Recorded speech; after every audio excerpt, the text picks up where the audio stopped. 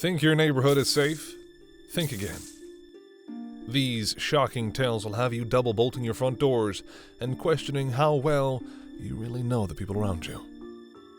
From a family dinner that ends with a body in a dumpster, to trusted friends who plot the ultimate betrayal, these chilling crimes play out in ordinary suburbs, just like yours. Because sometimes the real danger is closer than you think.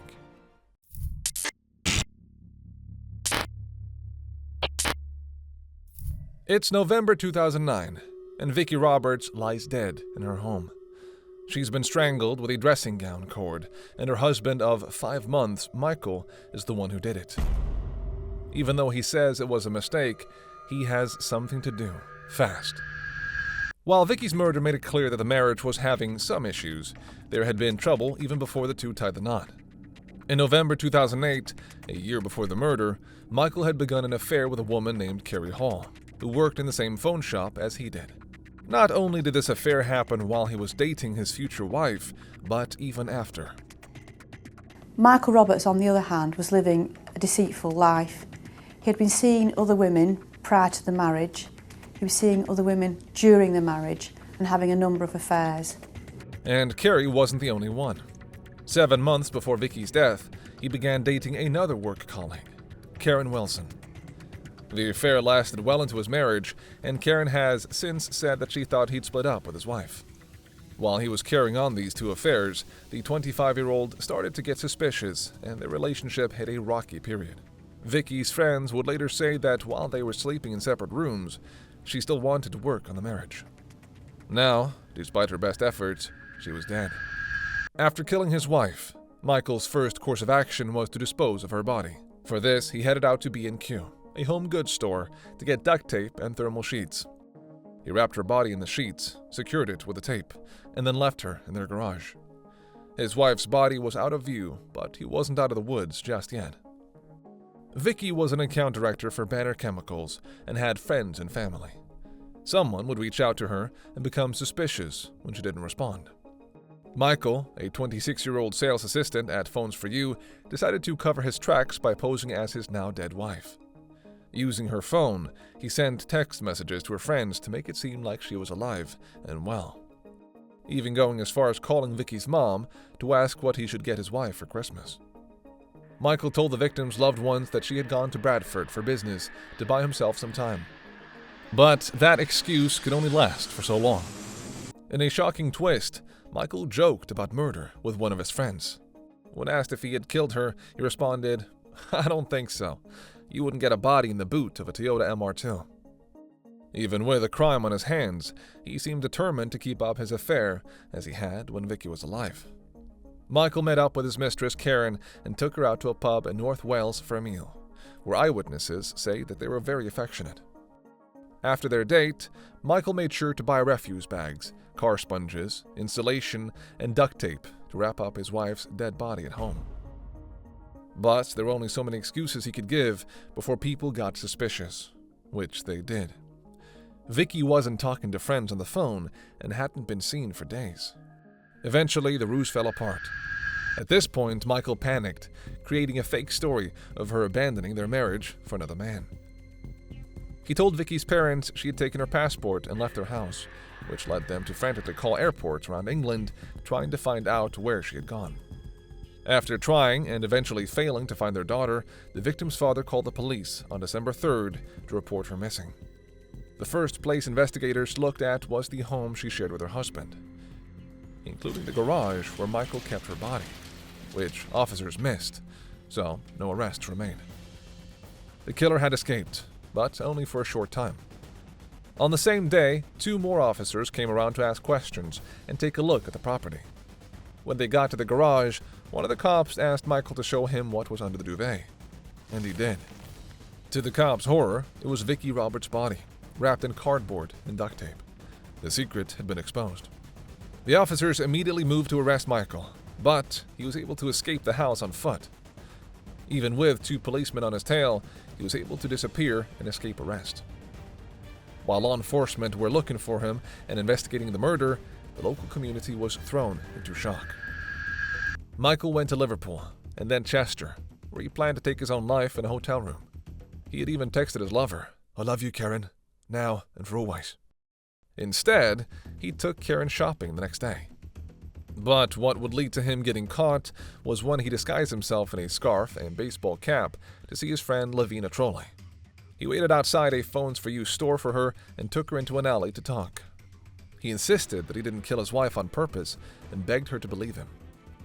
Lavin called law enforcement instead, and on December 6, 2009, 3 days after he fled his home, Michael was arrested for the murder of his wife. After Michael was arrested, detectives worked to piece together the secrets behind his marriage and how Vicky died. His version of events was that they had been playing a sex game that they were used to, and that her death was accidental. This was backed up after Carrie Hall, the first woman he was having an affair with, told authorities that Michael liked to apply pressure to her neck when they were intimate. It also turned out that the other co-workers at Phones for You knew about the affair between Michael, Karen, and Carrie, but didn't want to get involved by telling Vicky. Besides his affairs, the truth about how he deceived their friends and family by texting them from the victim's phone also came to light. While she lay decomposing in the garage, he led her friends on and sent her parents on a wild goose chase. Then there was his claim that he strangled Vicky with her dressing gown robe as part of intimacy, but the bruises on her neck indicated that she had been strangled with something else. Once the case got to court, it would be an argument of whether this was a bedroom session gone wrong or a husband who killed his wife as the truth of his affairs came to light. When Michael was tried for murder in September 2010, his legal team tried to convince the jury that the murder was a horrible accident. But it was hard to conjure up sympathy when he deceived Vicky for so long, left her to rot in the garage, deceived her loved ones, and even went shopping with his mistress afterwards. Judge Royce said in court, "You cheated on her and deceived her during your relationship before you married and throughout your short marriage. She deserved much better than you." It took the jury less than 4 hours to come back with a unanimous verdict: guilty. Michael was sentenced to a minimum of 17 years in prison for the murder of Vicky Roberts.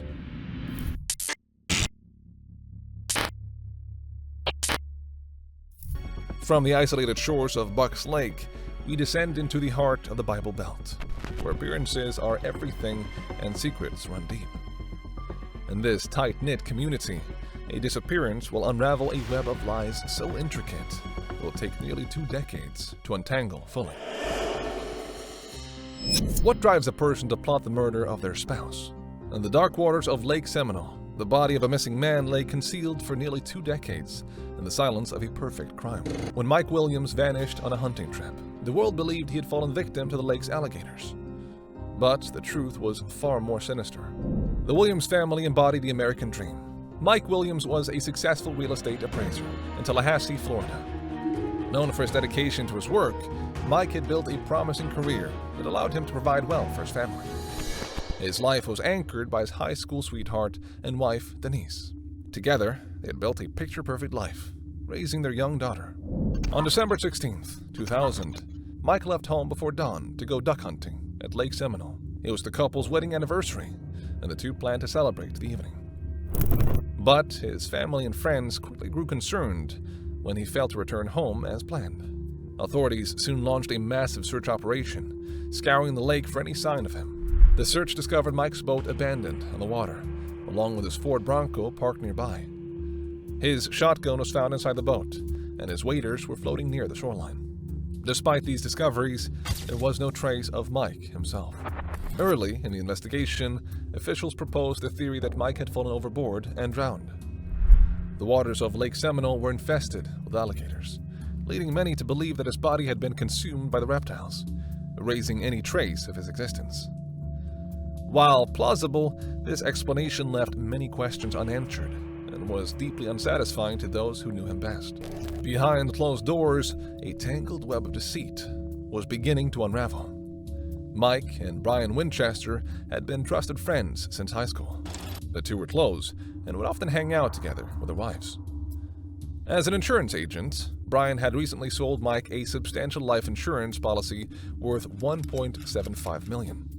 The timing was suspicious, and as whispers of infidelity began to circulate, the narrative of an accidental death started to crumble. Brian and Denise were not just friends. They were embroiled in a secret affair.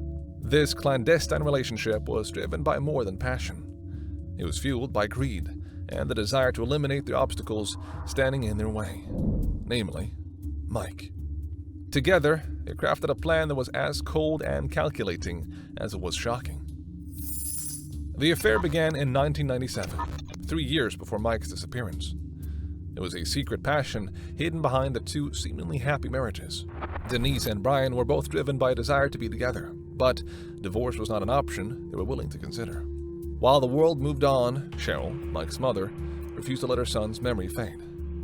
She contacted authorities and the media, demanding that the case be reopened. Her persistence kept the story alive despite the odds stacked against her. For years, the case remained dormant, just another cold file gathering dust in the Florida Department of Law Enforcement archives.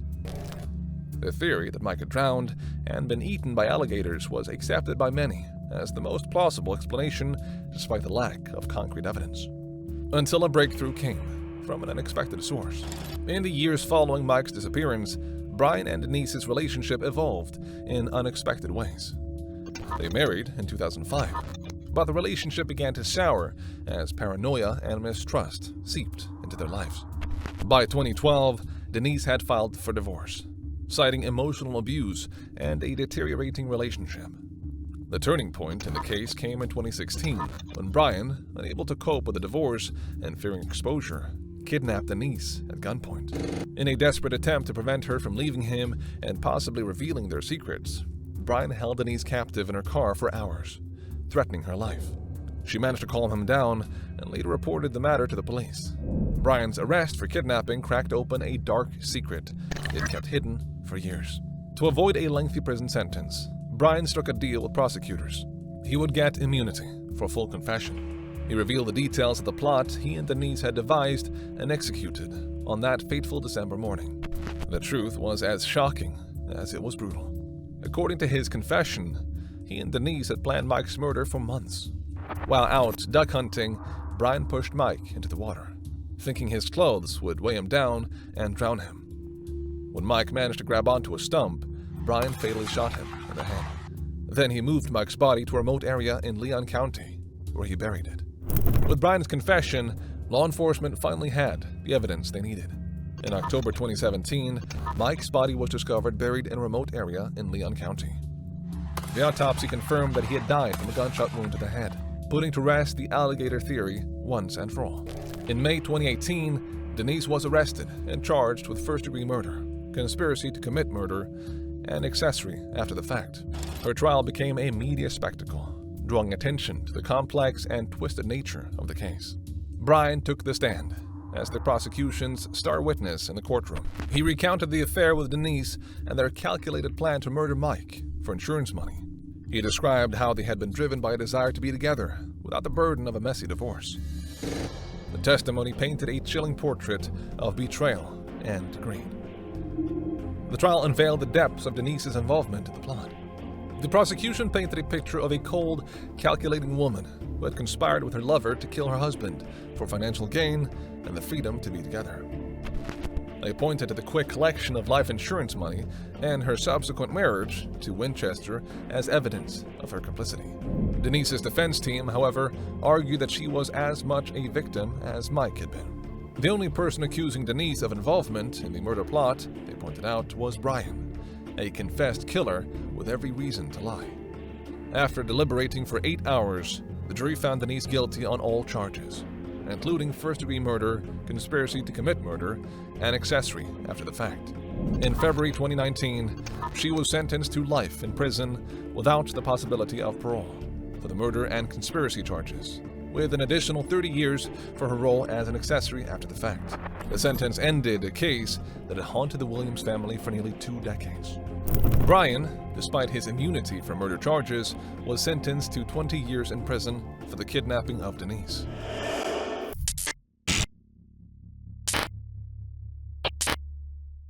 We dive into the chilling narrative of Katherine Knight, the first woman in Australia's history to be sentenced to life imprisonment without parole. What led her to commit such gruesome acts? How did she land up known as Australia's Hannibal Lecter, a woman who planned to cook her lover and serve him to his own children? Katherine Mary Knight's story begins on October 24th, 1955. In the rural Australian town of Tenterfield, her upbringing was riddled with chaos and turmoil.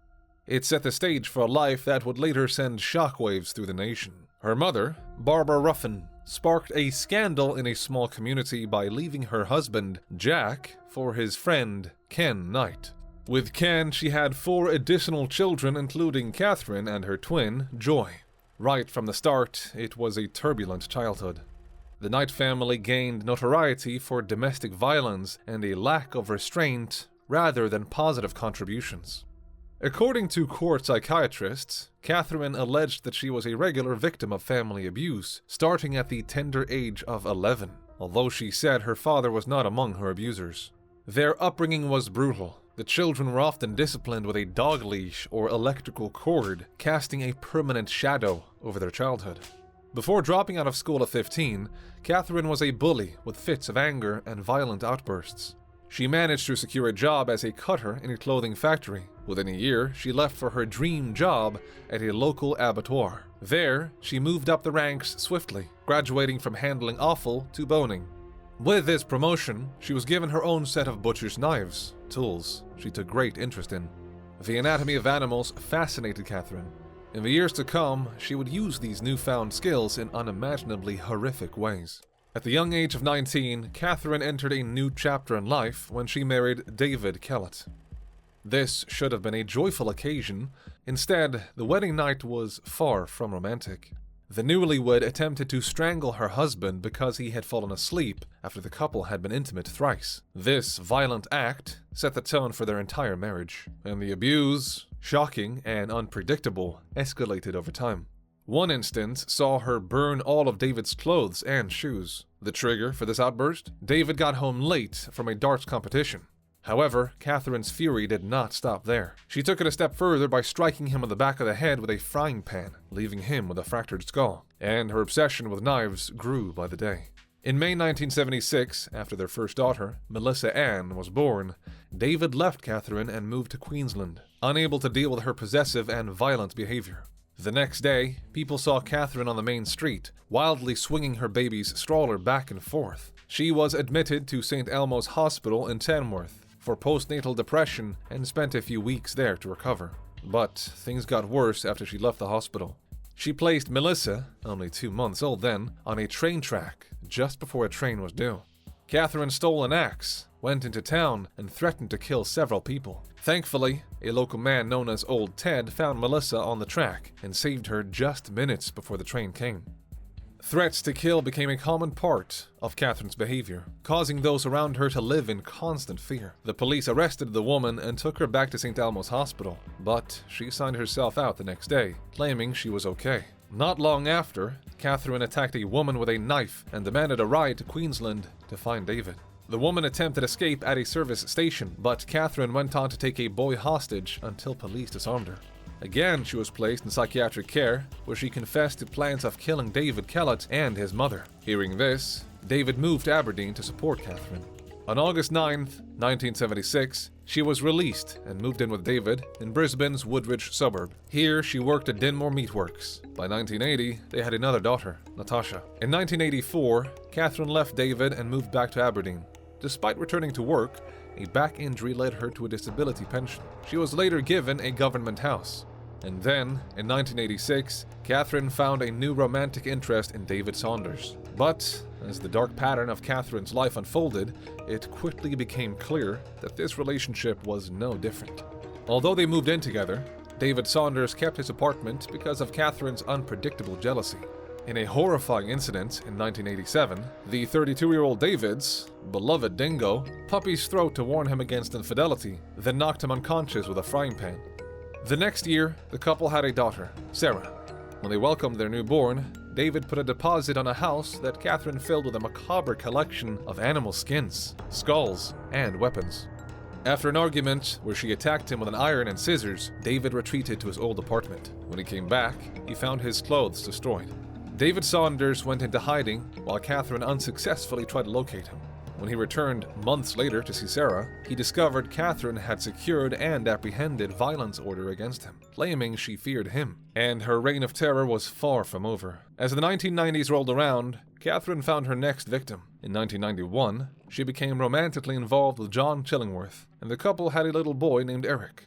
Yet, it was soon apparent that this relationship, like her previous ones, was not destined for tranquility. The usual abusive behavior patterns emerged over the 3 years that Katherine and John were together. But Katherine's relationship with John didn't end because of her abuse. Instead, it was an affair that led to their split. Katherine had been secretly involved with another man, John Price, who she would turn to when she decided to leave her partner. The affair and relationship, seemingly normal, instilled dread in those aware of her violent past. Her love life was often a twisted maze of control, manipulation, and violence. John Price was aware of Katherine's violent reputation when they got together. The relationship was troubled, and eventually he refused to marry her, resulting in arguments. In retaliation, Katherine sent the footage to Price's boss of items that he had allegedly stolen from work. In turn, he was fired. Bizarrely, the couple got back together, but their fighting became more frequent. In February 2000, after enduring numerous assaults, Price had enough when Katherine stabbed him in the chest. He kicked her out and got a restraining order for himself and his kids. Later, he ominously told his co-workers that if he didn't show up for work the next day, it'd be because Katherine had killed him.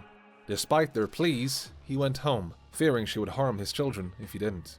Unfortunately, his statement came true. The tragic series of events that marked the end of John Price's life unfolded on a night that began like any other.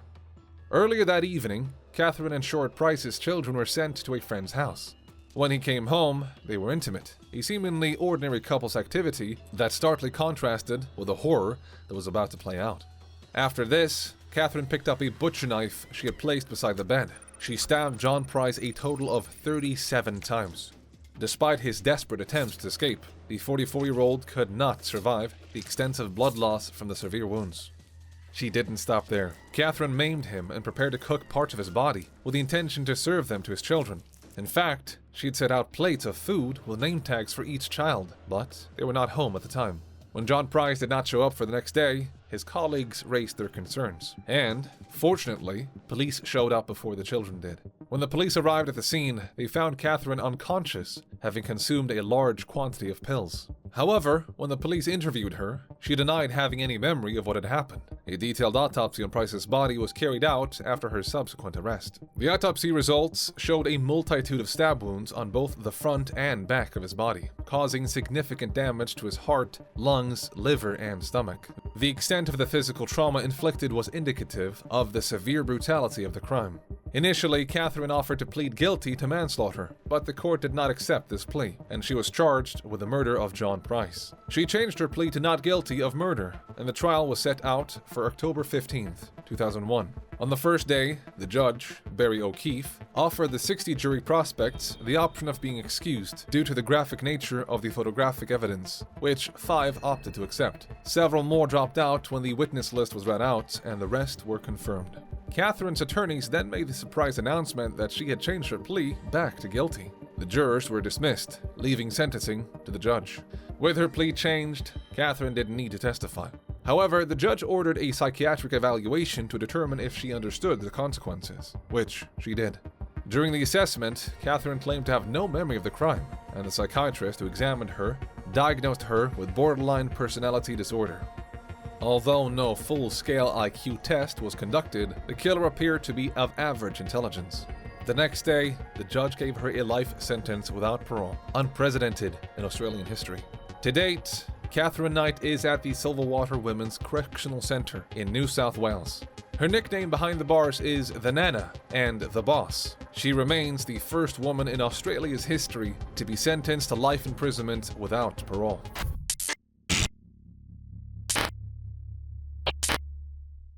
Meet Diane Zamora and David Graham, who first met in Crowley, Texas when they were just 14. From the beginning, the pair had a lot in common. They lived in the same area and both wanted to take to the skies. Diane as an astronaut and David as a pilot. This ambition paid off, and by the time they began dating in 1995, they were both honor students at their respective high schools, Crowley and Mansfield High School. Two high achievers with big goals for their futures. was a match made in heaven. They were so perfect for each other, in fact, that they got engaged and planned to get married after college. It was a young, intense love. So intense, actually, that some people were reportedly concerned about how obsessed they were with each other. David would always have his arm around Diane and didn't even want her family members to hug her. Others have said that Diane was the obsessive one, and that her life revolved around David. But no matter how obsessed a teenage couple are with each other, there are bound to be a few bumps in the road. Diane and David's issues partially stem from the fact that they went to different schools and that he was meeting other girls. One of these girls was Adrienne Jones, a sophomore at his high school. Adrienne was smart, having been an honor student at her school, but was also very popular. She was on the track team, was very attractive, and was liked by all. This included David, who got to know her better during a track meet in Lubbock. When David was returning from the meet, he gave Adrienne a ride home. Allegedly, they took a detour and parked near an elementary school. It was then that the two allegedly slept together, even though David had a girlfriend at the time. Afterwards, he dropped her off at her house and went to Diane's place. She would later say that he came with a stuffed animal and had this look in his eyes that was horrible. He looked so scared. This night would be a major turning point in all three of their lives for the worse. A month after the track meet, tension was bubbling under the surface of David and Diane's relationship. On the one hand, he says he was starting to feel guilty about betraying his girlfriend. Diane, who didn't see David during school hours, asked him if he was interested in anyone else. This all came to a head when David was trying to get his girlfriend to study for the SATs. They got into a fight, as teenagers do, and began saying hurtful things to each other. David threw it in her face that he'd slept with Adrienne, and Diane's reaction was terrifying. She started screaming and banging her head against the floor, shouting, kill her," at David. She was asking him to take the life of his fellow student to make up for what he had done. In a later statement, David would say, "When this precious relationship we had was damaged by my thoughtless actions, the only thing that could satisfy her womanly vengeance was the life of the one that had, for an instant, taken her place." It was a horrible request, but David and Diane had shown at this point that they were crazy enough about each other to do anything, even murder. On December 3rd, 1995, David called Adrienne's house and convinced her to break her curfew and sneak out to see him. They got in his car and began driving near Grand Prairie. Little did Adrienne know that David and Diane had concocted a plan to end her life. According to their confessions, the plan was that Diane would hide in the hatchback of the car and then suddenly spring out and snap Adrienne's neck. But that wasn't all. They intended to violate her corpse and then throw it into the river with weights attached. Things, however, didn't pan out quite as they had hoped. When Diane popped out of the hatchback, she demanded to know whether or not they had truly slept together, to which Adrienne reportedly confirmed that they had. But rather than effortlessly snapping her neck, Diane found herself struggling with Adrienne, ultimately hitting her in the head with the weights they planned to drown her with. Despite being injured, Adrienne was able to get out of the car and ran into a field. David panicked. The 17-year-old and his girlfriend had just tried to kill someone, and if she escaped, their lives would be ruined. He grabbed his 9mm handgun, ran after her, and shot her twice in the head. Rather than drowning her like they planned, the murderous duo left Adrienne's body in the field and went back to the car, saying, "I love you." David even said at one point, "I don't know. I can't believe you just did that." To cover their tracks, they cleaned the car, disposed of their bloody clothes, and went home. In her calendar, Diane wrote Adrienne 01:38 a.m. to commemorate her gruesome killing. This is one of the versions of events that the two have given of that night, though it wouldn't be the last. It's December 4th, 1995, and the body of a young woman is found in a field near Joe Pool Lake in Dallas, Texas. Upon examination from the coroner, a few facts are established. First, she was shot at close range and endured blunt head trauma.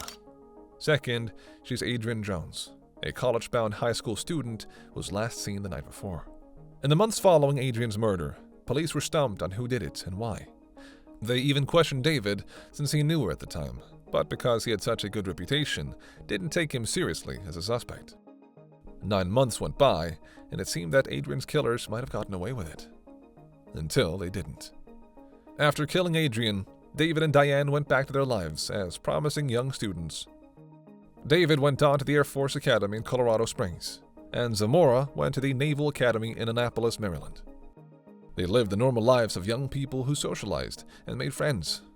Diane, however, decided to confide in two of her roommates about what she and her boyfriend had done. Horrified, they alerted the authorities at the academy, who, in turn, reached out to the Grand Prairie PD. After chasing dead leads for almost a year, they had two possible culprits in the murder of Adrienne Jones. Both David and Diane were brought in and faced over 30 hours of questioning. Initially, their versions of events matched. Both said that they had taken part in murdering Adrienne for sleeping with David, and they'd left her body in a field. Then, things began to change. David then said that he didn't participate in the murder at all, but helped cover up for his girlfriend. Diane now gave a similar story, saying that David did the killing and she simply didn't rat him out. The story of the alleged sexual encounter also came into question. Law enforcement now believes that David and Adrienne never slept together, as he had claimed. He reportedly told the authorities that he lied about sleeping with her to make his girlfriend jealous. This has especially horrified law enforcement and those who follow the case, as it makes Adrienne's eventual death especially pointless. But the Grand Prairie sergeant said that the murder was brutal and unnecessary. The claims put forward by David were untrue. Amazingly, the accused has also walked back on this retraction, saying that they did have sex, but that he claimed he lied, following the advice of his lawyers. Investigations found that he didn't actually drive her home the night of the track meet, meaning they were either never intimate at all, or it was at a different time. After David's house was searched, police found both the gun that was used in killing Adrienne and dumbbells that were apparently used to hit her in the head. In September 1996, the authorities announced that they were moving forward with charging David and Diane with capital murder. While Texas law states that they could pursue the death penalty, Adrienne's family did not want this. The trial was so high profile that NBC aired a direct-to-TV movie called Love's Deadly Triangle. Before it even began, too much controversy. Diane and David received separate trials, and while they seemed completely in love during the murder, they soon turned on each other. Diane paints David as a violent monster who killed Adrienne and kept her in fear, while David paints Diane as a violent killer who was the true killer. In Diane's trial, she claimed that she only made her confession after being pressured by the police and never intended to kill Adrienne. She said that she only wanted to confront her and get closure about whether or not her boyfriend had cheated. After about 6 hours of deliberation, the jury found her guilty of capital murder.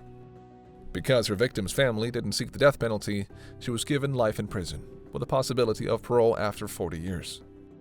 She invoked her Fifth Amendment rights and chose not to testify at David's trial, where he was also found guilty of capital murder and eligible for parole after 40 years. Two promising kids who wanted to explore the skies and the stars would now spend their entire lives behind bars.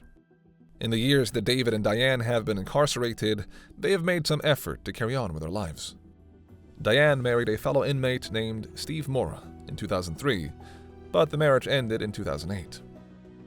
David, on his part, has enrolled in seminary school while in prison and hopes to become a preacher.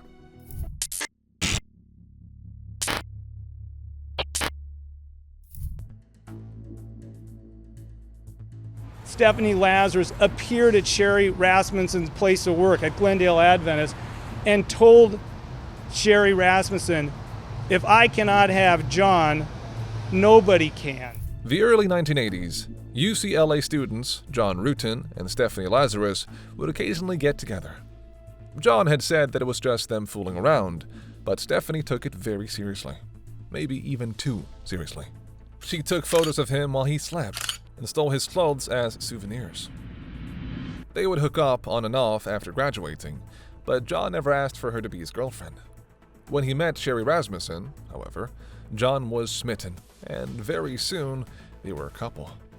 It didn't take long for the pair to be engaged either. Stephanie was heartbroken when she found out.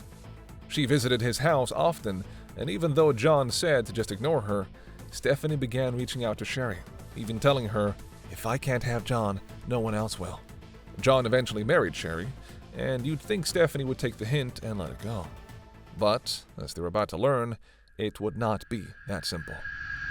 On the morning of February 24th, 1986, John left as usual. His wife, 29-year-old Sherri Rasmussen, was supposed to go to work as well, but said she would call in sick because she didn't want to give a motivational speech. It was all good and fine, but throughout the day, neighbors noticed several things that seemed strange. First, the garage door had been left open, even though there was no car inside. 2 gardeners working in the area also found a woman's purse and later gave it to one of the neighbors. In the early afternoon, a member of the cleaning staff in the condo thought she heard what sounded like a fight.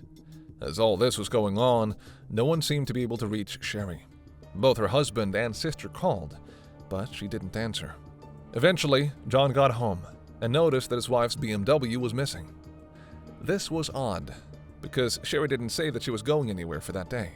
But when he stepped inside their condo, he was confronted with his worst nightmare. His wife of only a few months lay lifeless on the floor with 3 gunshot wounds. But what could have happened?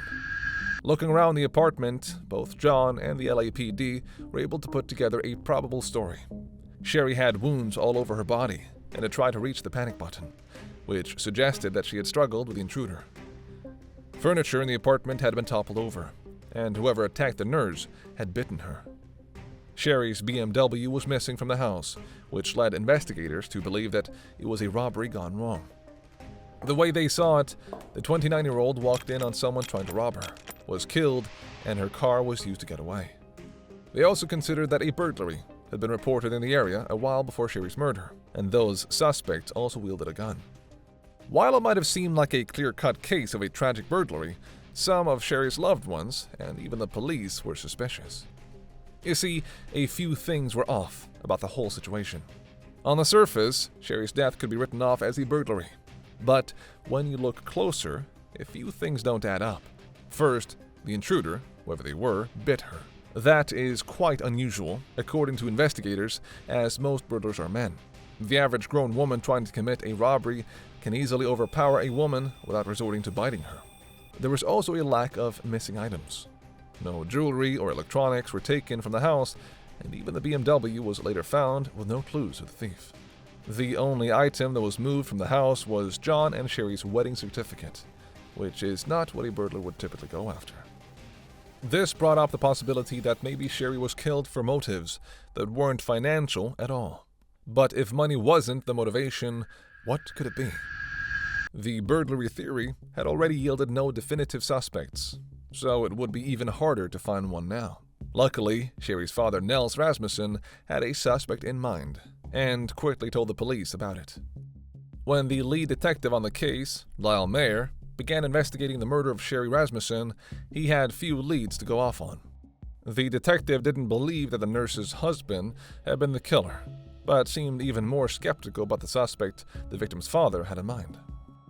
According to Nels Rasmussen, a possible suspect was a woman named Stephanie Eileen Lazarus, who so happened to be an LAPD officer herself.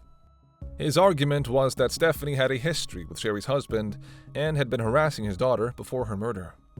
Detective Mayer didn't buy this theory, and according to John Rutan, didn't even mention it to him as a possibility. The department continued to pursue the burglary angle, even offering a reward for any information that would lead the suspect to being found. Nothing came out of it, and as time went on, the case grew cold. This was despite the fact that Sherri's father wrote with the chief of the LAPD, offered to pay for DNA testing of the samples recovered from the bite wound, and kept calling the police force. While the Stephanie Lazarus angle seemed unlikely at first, even John at one point wondered whether there was any truth to it and asked the detective. It's worth remembering that this all happened in the 1980s, when Los Angeles was very crime-ridden, and the LAPD were up to their necks in cases. This meant that Sherri's murder wasn't a priority, even though her parents kept pressing. Soon, the case fell through the cracks like hundreds of others and didn't get any more attention until 2009. By 2009, both the Sherri Rasmussen case and those connected to it had gone through many changes. In the 23-plus years, John and Stephanie had married other people and started families. In fact, Stephanie had moved up the career ladder and was now a respected detective in the Commercial Crimes Division. The detective who was first assigned to Sherri's case had retired, and the department began working through its backlog of cold cases. The two new detectives, Jim Nuttall and Pete Barba, began working through a list of suspects, which included Stephanie. They'd also debunked the theory of Sherri being murdered by a burglar. Her jewelry wasn't stolen, which would have been the case. VCR equipment in her house had been arranged after the shooting to make it look like a burglary, and the shooter had even used a duvet to muffle the sound of the gunshots. When the DNA from the crime scene had been tested, it came out that the suspect they were looking for was indeed female. Looking through the previous case files, they were able to come up with 5 names. Still, Stephanie was considered the least likely because her relationship with John had ended well before the murder. So the detectives got to work and, little by little, began eliminating different women from the list until it was just Stephanie left. Now, investigating a top-ranked LAPD detective for a murder case from the 1980s was not an easy task. To avoid the word getting out, Nuttall and Barba only referred to Stephanie as number 5 and told no one what they were doing. Soon, the pieces began to fall into place. LAPD officers in the 1980s were allowed to have .38 caliber guns as their backup weapon, and this was the type that Stephanie had. The same type that was used to kill Sherri. Roughly 2 weeks after Sherri died, Stephanie reported her gun stolen to a different department, and this only added to their suspicions. A further look into her work history showed that she had been off during the time of the murder. Because Stephanie was an officer, she would have known to use her backup gun to commit the crime and to frame the scene to look like a burglary. Nuttall and Barba had come up with a plausible backstory, but now they needed to confirm once and for all if Stephanie was the killer. With the permission of their superiors, they collected a cup that Stephanie had drank from and tested her DNA. It came back a match, with the DNA collected from Sherri's bite wound. Stephanie was the killer. Arresting Stephanie was like a scene out of an action movie. Her superiors colluded to invite her to the then LAPD headquarters about a fake art theft case so that she would surrender her badge and gun. Was there ever any relationship or anything that developed between you guys? Yeah, I mean, we dated, you know, what's this all about? When she sat down in the interrogation room, they revealed that it was really about the Sherri Rasmussen murder. After Stephanie was asked for a DNA sample, she tried to leave, but was arrested. While this was going on, police officers raided her house and car, finding diaries from the 1980s where she talked about how much she loved John Rutan and was upset that he was marrying Sherri. It seemed she made good on her promise, and while she got away with it for over 20 years, was having her day in court. Stephanie's 2012 court case was an absolute media storm. A 20-year-old murder being solved as a love triangle with a scorned woman was fascinating to viewers. But at the center of it were families in pain. John Rutan took the stand when he tearfully admitted cheating on Sherri with Stephanie once. Stephanie's lawyers initially tried to have the case dismissed, on grounds of the evidence being possibly contaminated over the 23-year period, and the possibility that someone else's gun was used. In the end, a jury of 8 women and 4 men found Stephanie guilty of first-degree murder, sentencing her to 27 years to life in prison. She is currently serving at the California Institution for Women in Corona, and became eligible for parole in 2024. Stephanie Lazarus shows just how far some will go to eliminate a romantic rival. She said that if she couldn't have her lover, no one else would.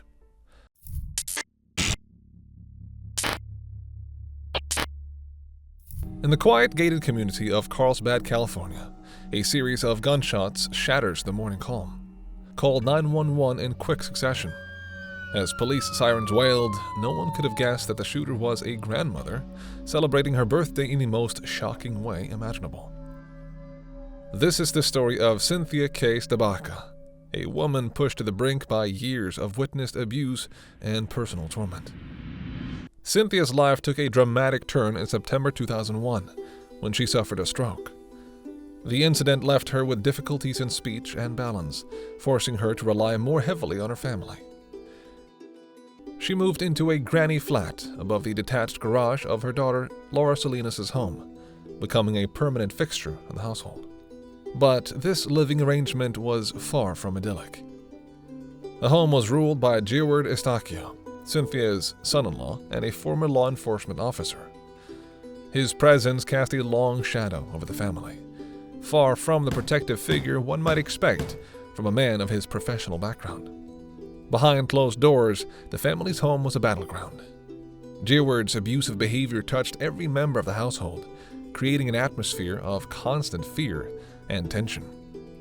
Laura, Cynthia's daughter, bore the brunt of Djeeward's violence. He would hit her, leaving visible bruises on her arms. In moments of rage, he'd wrap his hands around her throat, choking her. The abuse did not stop at physical violence.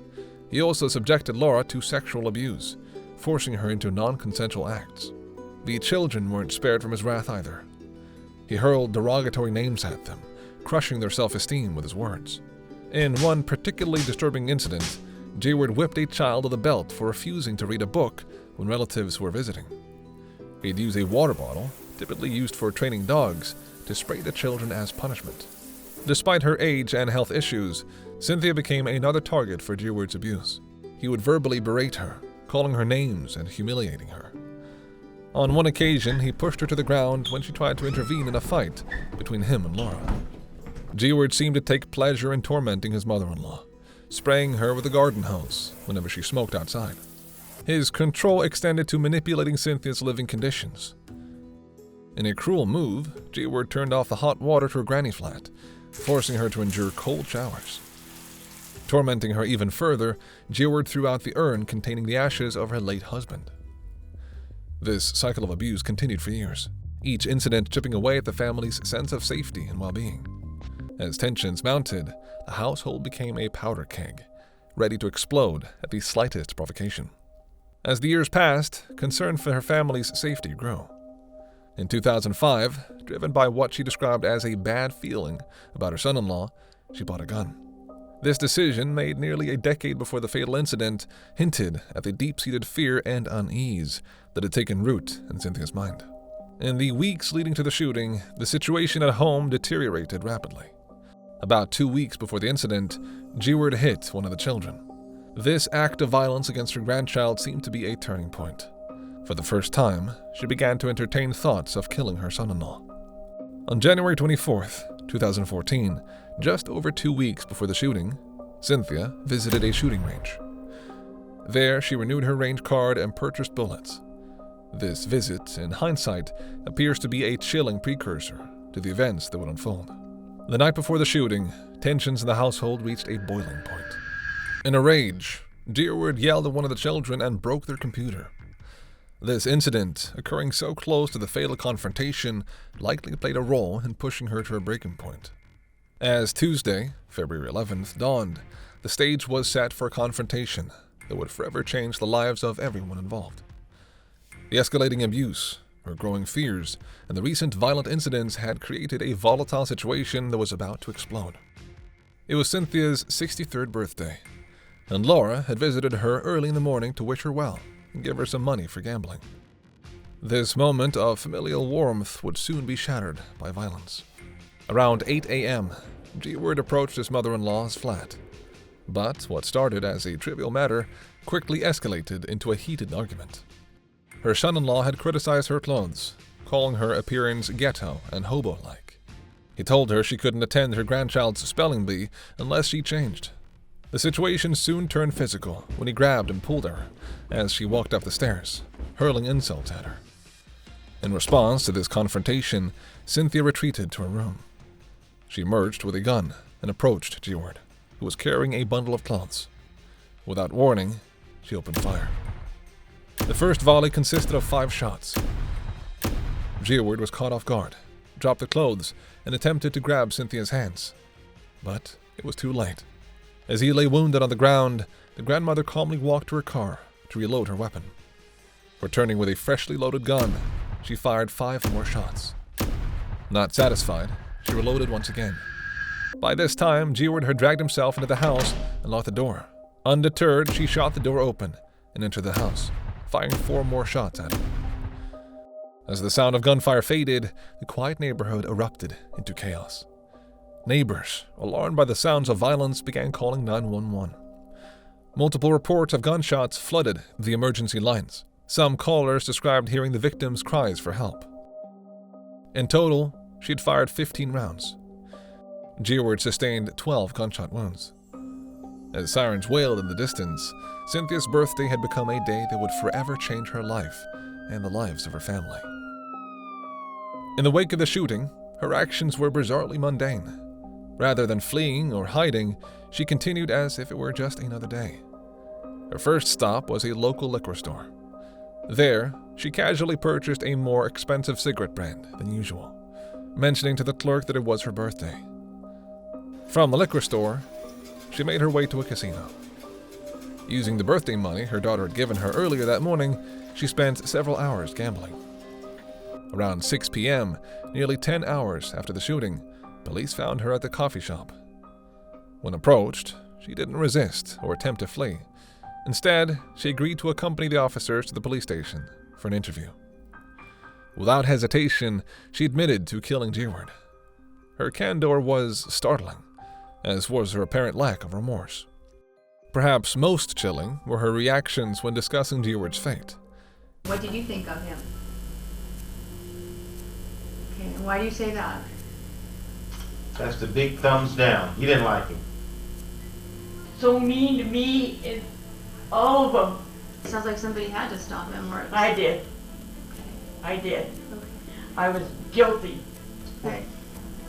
Somebody had to stop him. I did. Okay, it's okay. Is he dead? You tell me. Gotta be dead. Is he alive? He's not? Oh, good. Oh, thank you.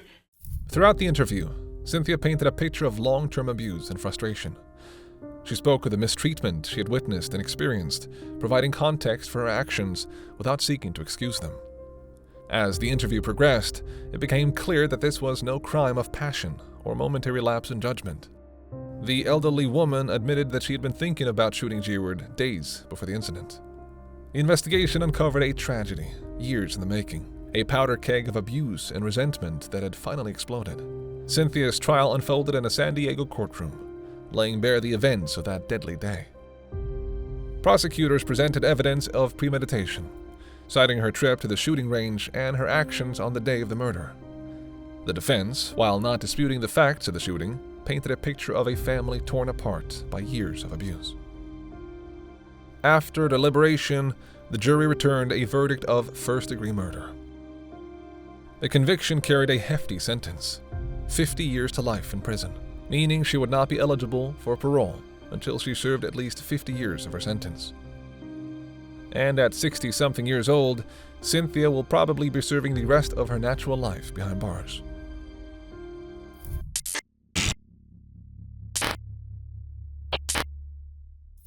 Skylar Neese was a vibrant 16-year-old, known for her intelligence and aspirations for the future. The straight-A student was the only child of Dave and Mary Neese. She had an infectious smile and sharp wit and was beloved by her family and friends. Her presence on social media reflected the typical highs and lows of teenage life. But in the weeks before her disappearance, her tweets hinted at signs of underlying tensions in her friendships. On June 9, 2012, Skylar tweeted, "It really doesn't take that much to piss me off," hinting at growing frustrations. Then, on July 4th, she expressed feeling left out, tweeting, "Sick of being at home. Thanks, friends. Love hanging out with you all too." The ominous tweets continued. On July 5th, Skylar posted a tweet that would later seem hauntingly prescient. "You doing shit like that is why I never completely trust you." This final tweet hinted at betrayal and a breach of trust between her and her best friends, Sheila Eddy and Rachel Shove. The three girls had formed a close bond early on, with Sheila and Skylar having been friends since childhood. Sheila was known for her outgoing nature and was often seen as the life of the party among her peers. To outsiders, she appeared to be a loyal friend and a devoted student. Then, in high school, Rachel joined the clique, appearing to be a well-adjusted teenager with a friendly demeanor. The girls were almost like family to Skylar's parents, not even knocking to enter the family home. However, as their relationship deepened, cracks began to appear, particularly as rumors of a romantic involvement between Sheila and Rachel surfaced. Skylar felt increasingly alienated, her tweets indicative of her escalating feelings of betrayal and isolation. On the night of July 6, 2012, Skylar returned home from a late shift at her job. She kissed her parents goodnight and retreated to her bedroom, seemingly ending her day. However, a late-night call from Sheila and Rachel lured her out again. She snuck out of her family's apartment, believing she was heading for a fun night out with her two closest friends. Surveillance cameras captured her willingly getting into a car with Sheila and Rachel. What she didn't know was that this would be the last journey she would ever take. As dawn broke the following morning, Skylar's parents grew concerned when they found her bedroom empty. Panic set in as they realized she hadn't returned. They contacted friends and neighbors, hoping for news, but as hours passed without word from Skylar, the Neese family reported her missing. Sheila and Rachel, at the heart of this tragedy, played their roles convincingly. They joined the search efforts, expressing worry and heartbreak over their missing friend. Then, the day after her best friend supposedly vanished, Rachel left for a 2-week church camp. Meanwhile, Sheila, in particular, maintained a close relationship with Skylar's parents, attempting to deflect any suspicion. She publicly lamented her friend's disappearance, posting online about her hopes for Skylar's safe return and helping with the investigation, seemingly distraught over her friend's absence. Yet, beneath her facade, there were subtle hints of inconsistency. Did the two know something more? According to Sheila, Rachel and her picked up Skylar at 11 p.m., then dropped her off before midnight. However, the surveillance video showed otherwise. The grainy footage showed Neese leaving her apartment at 12:30 a.m., the car pulling away at 12:35 a.m., and then never to be seen again. However, it wasn't just the timelines that were inconsistent. The events of that night changed with each retelling. Sheila, for instance, described specific locations they supposedly visited, while Rachel gave different accounts of their route and the timing of events. Investigators noted these discrepancies, which became more glaring as the weeks passed. Sheila's demeanor, confident and unfazed, contrasted sharply with Rachel's growing anxiety, further raising suspicions about their involvement. What were the girls hiding? And how long could they maintain their story? Rachel began to unravel under the weight of her guilt. Her behavior became increasingly erratic, and she struggled to maintain the pretense of innocence. Then, on December 28th, a 911 call came in that would ultimately crack the case wide open. "I have an issue with a 16-year-old daughter of mine. I can't control her anymore. She's hitting us, she's screaming, she's running through the neighborhood." The caller was Patricia Schoff, Rachel's mother.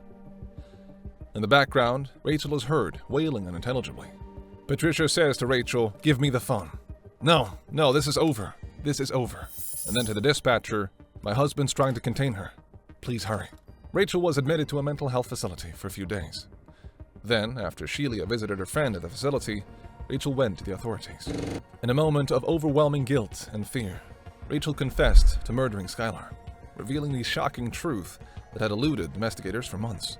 Rachel disclosed how she and Sheila had planned and executed the murder, driven by fear. The revelation left everyone questioning how two seemingly ordinary teenagers could have conceived and carried out such a tragedy. In a chilling flashback, the meticulous planning of the murder unfolded. Sheila and Rachel, driven by fear of their secret relationship being exposed and growing resentment towards Skylar, spent months plotting the crime. They discussed their plan over the better part of a year, detailing every aspect with a cold precision. On the night of the murder, Sheila and Rachel had lured Skylar out of her home with the promise of a fun adventure. Skylar remained unaware of her fate as they drove into the isolated woods. Once they reached a secluded spot, they walked into the forest to find a place to smoke weed. When they found a clearing, the signal was given. The two girls counted to 3 and began brutally stabbing Skylar in the back. She tried to fight off her attackers, but sadly succumbed to her wounds. According to Rachel, the last thing Skylar said was, "Why?" When police posed the same question, Rachel's chilling response was as simple as it was shocking. "Well, we didn't like her, and didn't want to be friends with her anymore." The two left her body hidden under branches and leaves, erasing their tracks as they fled into the night. Then, in early January, Rachel led investigators to a snowy area in the woods where they killed Skylar, but she couldn't pinpoint the exact spot. A week later, authorities made a breakthrough when they discovered the nearly unidentifiable body of the 16-year-old in the woods. It wasn't until March 13th that a crime lab could officially confirm the remains belonged to Skylar. Sheila's Twitter post on that day, March 13th, 2013. The case against both girls was solidified by Rachel's cooperation with law enforcement including guiding them to Skylar's body in the Pennsylvania woods. Rachel was arrested and charged with second-degree murder, to which she pleaded guilty on May 1, 2013. Her cooperation with the authorities significantly affected her receiving a lesser charge. In February 2014, Rachel was sentenced to 30 years in prison, with a possibility of parole after 10 years. She is projected to have an April 2028 release date. Meanwhile, Sheila, who's yet to be arrested, posted these tweets. Later that day, an FBI analysis found Skylar's blood DNA in the trunk of the car Sheila drives. She was arrested that same day, almost 18 months after Skylar's death. Sheila pleaded guilty to first-degree murder and was sentenced to life in prison with mercy. She'll be eligible for parole in May 2028 after serving 15 years. Skylar's parents channeled their grief into activism, pushing for legislative changes that would better protect vulnerable teenagers. Their advocacy led to the passage of Skylar's Law in West Virginia, which mandates immediate public alert for missing children believed to be in danger, regardless of whether they are considered runaways.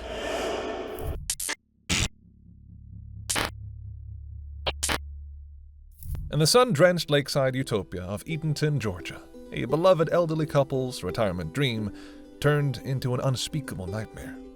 Neighbors made a grisly discovery in the Dermonds' garage, his lifeless body bearing horrific signs of a brutal struggle.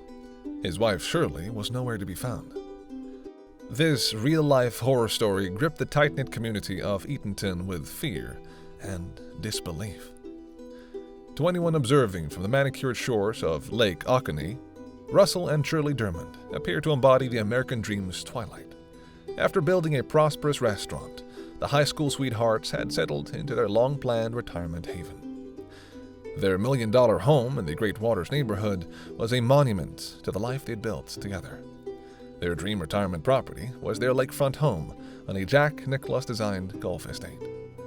Those who knew them well painted Russell as a disciplined businessman and avid golfer who could be firm but fair. His wife Shirley was the creative counterpoint, an eloquent writer, talented artist, and avid wordsmith who loved crosswords. The couple had 2 sons, Brad and Keith, and a daughter, Leslie. Their third son, Mark, was gunned down in 2000 after a botched drug deal. They adored their big family, which had been extended to 9 grandkids. Their lives were filled with peace, joy, and the comforts of their retirement. But in May 2014, this tranquility was shattered by an act of unspeakable violence that would leave investigators and the community baffled for years to come. What followed was a series of events that no one could have predicted. In the days leading up to their tragic deaths, Russell and Shirley's movements painted a picture of normalcy that made their brutal murders even more shocking. Everyday activities masked the looming tragedy. That Thursday, Russell was seen running errands around Eatonton.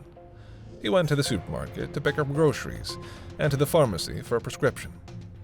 That evening, he and Shirley spoke with their son, Brad, over the phone, discussing plans and everyday matters. Shirley, known for her love of bridge, had attended her regular game with friends just days earlier. The following day, Russell was seen walking the golf course near his home.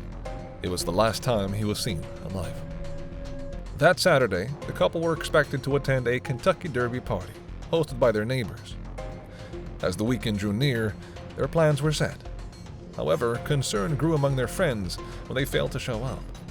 Known for their punctuality, the Dermonds' absence raised the first signs of alarm.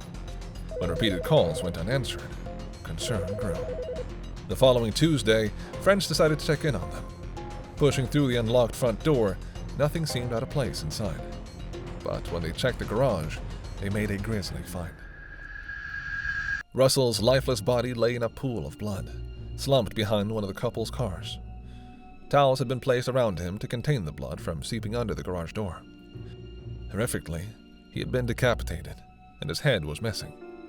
His body displayed unmistakable signs of a brutal struggle and mutilation.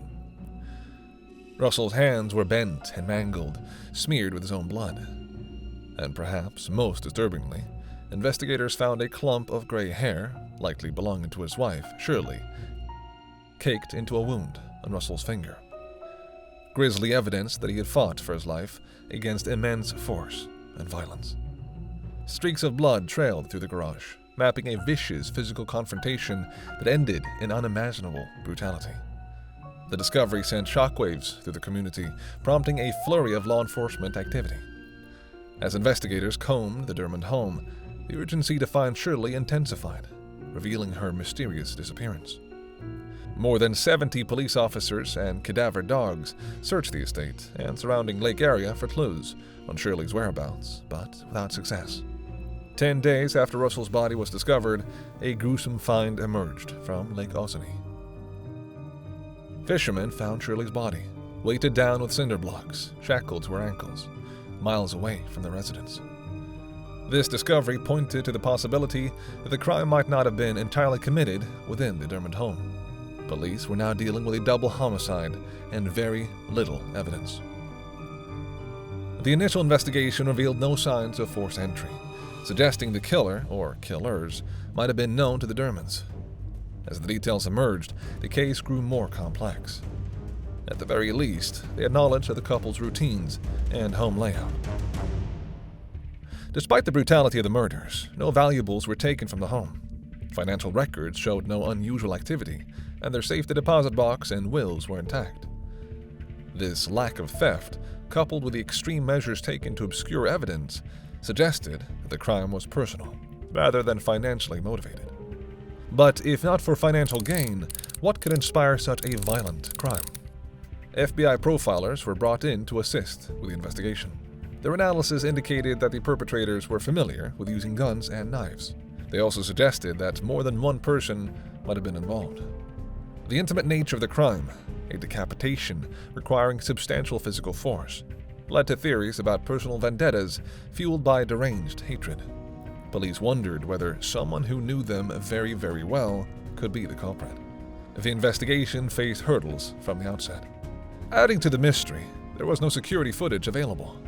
About a month before the murders, a storm had knocked out power to the neighborhood's security camera, and the malfunction had gone unnoticed.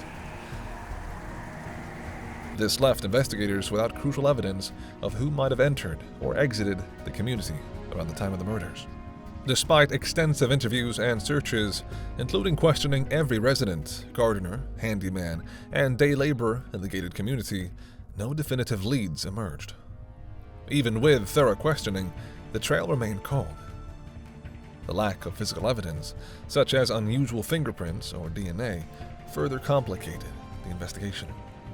Russell's missing hand is one of the most puzzling aspects of the case. This disturbing detail hinted at the calculated nature of the crime. Gunshot residue found on his collar suggested he had been shot in the head. Decapitating him was likely an attempt to prevent the recovery of the bullet, which could have provided important forensic evidence. This meticulous and calculated act hinted at the killer's desperation to protect their identities. The Dermond killings remain one of the most baffling and disturbing cases in Georgia's history. Among the darker theories investigated was whether a hired hitman had been contracted to kill the Dermonds. After building a successful franchise empire, had they made shady rivals or angry employees hell-bent on vengeance? However, deep dives into their business dealings and inner circles yielded no concrete suspects or death threats. In the years after the double murder, new developments or clues in the Dermond case have repeatedly led to dead ends. Despite exhaustive efforts, the case has remained unsolved. However, recent hints from the investigators suggest that new forensic methods might finally provide important leads. With new forensic techniques, hope has been rekindled. One of the most exciting advancements is the ability to retest DNA evidence collected from the couple's home and vehicles. Earlier tests didn't find any useful DNA, but new technology for analyzing old or damaged samples gives hope that this new round of tests might finally identify the killers.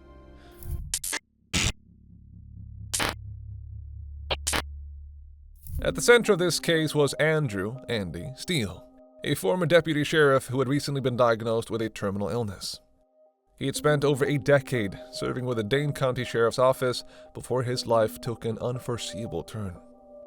In early 2014, he began experiencing strange physical symptoms: twitching, slurred speech, and difficulty swallowing. After medical examinations, he received a devastating diagnosis of ALS, the neurodegenerative disease also known as Lou Gehrig's disease. At just 39 years old, he was forced into early retirement. His wife, Ashley, whom he had met years earlier as a teenage sweetheart in Michigan, immediately acted. She organized bucket challenge fundraisers and rallied the community, raising over $20,000 to support her husband's costly medical needs and make preparations for their difficult future. All outward signs indicated a couple bound by deep love as they braced to battle the merciless disease together. The Steeles' lives were further intertwined with Ashley's sister, Casey Tollefspool. The sisters' family moved frequently during their youth, bouncing between California, Michigan, and Minnesota. But Ashley's relationship with Andy endured despite the long distances. His newly married sister-in-law, Casey, was 38 years old and had 4 kids from a previous marriage. She had just recently returned to college to pursue her nursing degree. All seemed as normal as could be expected under the circumstances. But on that fateful summer day, the Steele household would become a scene of devastating violence that shattered their family bond in an instant. Just days before the tragic events unfolded, the Steele family had returned from an emotional bucket list trip to Andy's hometown of Saginaw, Michigan. In her regular updates to the family's fundraising website, Ashley poured out her heart about those final cherished days.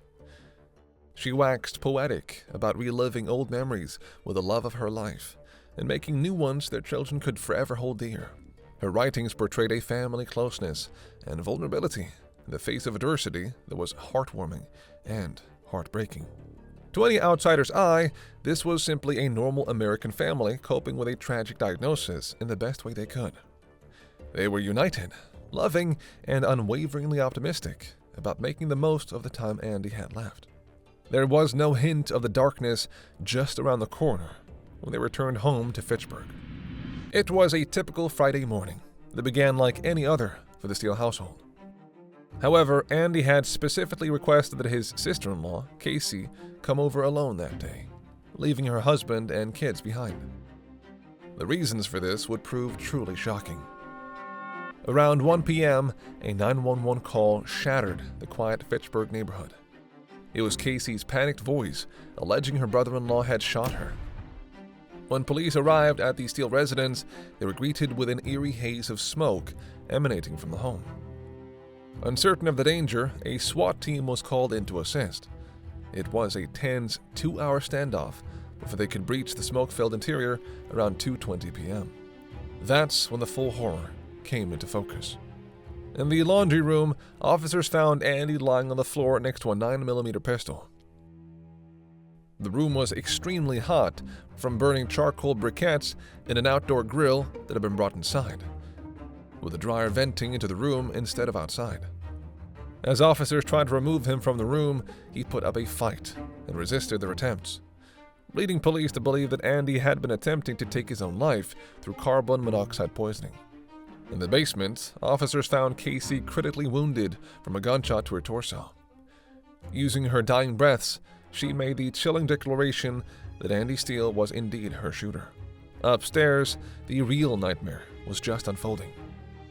That's where police found Ashley's body, tucked into bed with a sleeping mask on and a pillow on her chest. She had been shot once in the head and appeared to have been strangled with a black zip tie. Her wrists had also been bound by zip ties, and her sundress was pulled up to her thighs, leading detectives to believe the scene had been staged. From the moment Andy was apprehended, his statements to investigators began a dizzying spiral of inconsistencies and lies that raised more disturbing questions than answers. Initially, he spun a tale of a triple suicide pact between himself, his wife Ashley, and her sister Casey. Authorities found this claim deeply concerning in itself, but the discoveries kept getting more chilling. On Andy's phone was a rambling note edited in the early morning hours before the murders occurred. In this message, he made bizarre references to having had numerous sexual threesomes with the 2 women, who were both now dead by his hand. He insinuated this was all part of the mutual agreement to go out with a bang. However, the evidence from the crime scene directly contradicts his words from the start. Ashley's body was posed in a clearly staged, disturbing manner, suggesting sexual motives. However, the medical examiner's findings showed zero signs of recent sexual activity. Investigators also uncovered the fact that in the 24 hours leading up to the slayings, Andy had purchased 16 rounds of charcoal and lighter fluid. This pointed to a level of calculated preparation completely at odds with his claims of a sudden group suicide decision. Furthermore, less than 36 hours before the massacre, Andy had signed his and his wife's wills. Was this the act of a man preparing for the inevitable, or was he planning something far more sinister? As the interrogations continued, Andy's stories rapidly unraveled and shifted, implicating himself more deeply with each adaptation. The investigation was only scratching the surface of this utterly baffling case. As the case against Andy made its way to trial, prosecutors laid out a chilling argument of premeditated murder and a deliberately staged crime scene. The evidence of calculated preparation, like the charcoal and lighter fluid purchases, directly contradicted Steele's fanciful claims of a mutual suicide pact. Andy's defense took an unconventional approach, entering a plea of not guilty by reason of insanity or mental defect. Their strategy hinged on convincing the jury that his terminal ALS diagnosis and the physical toll it took could possibly have caused a break from reality.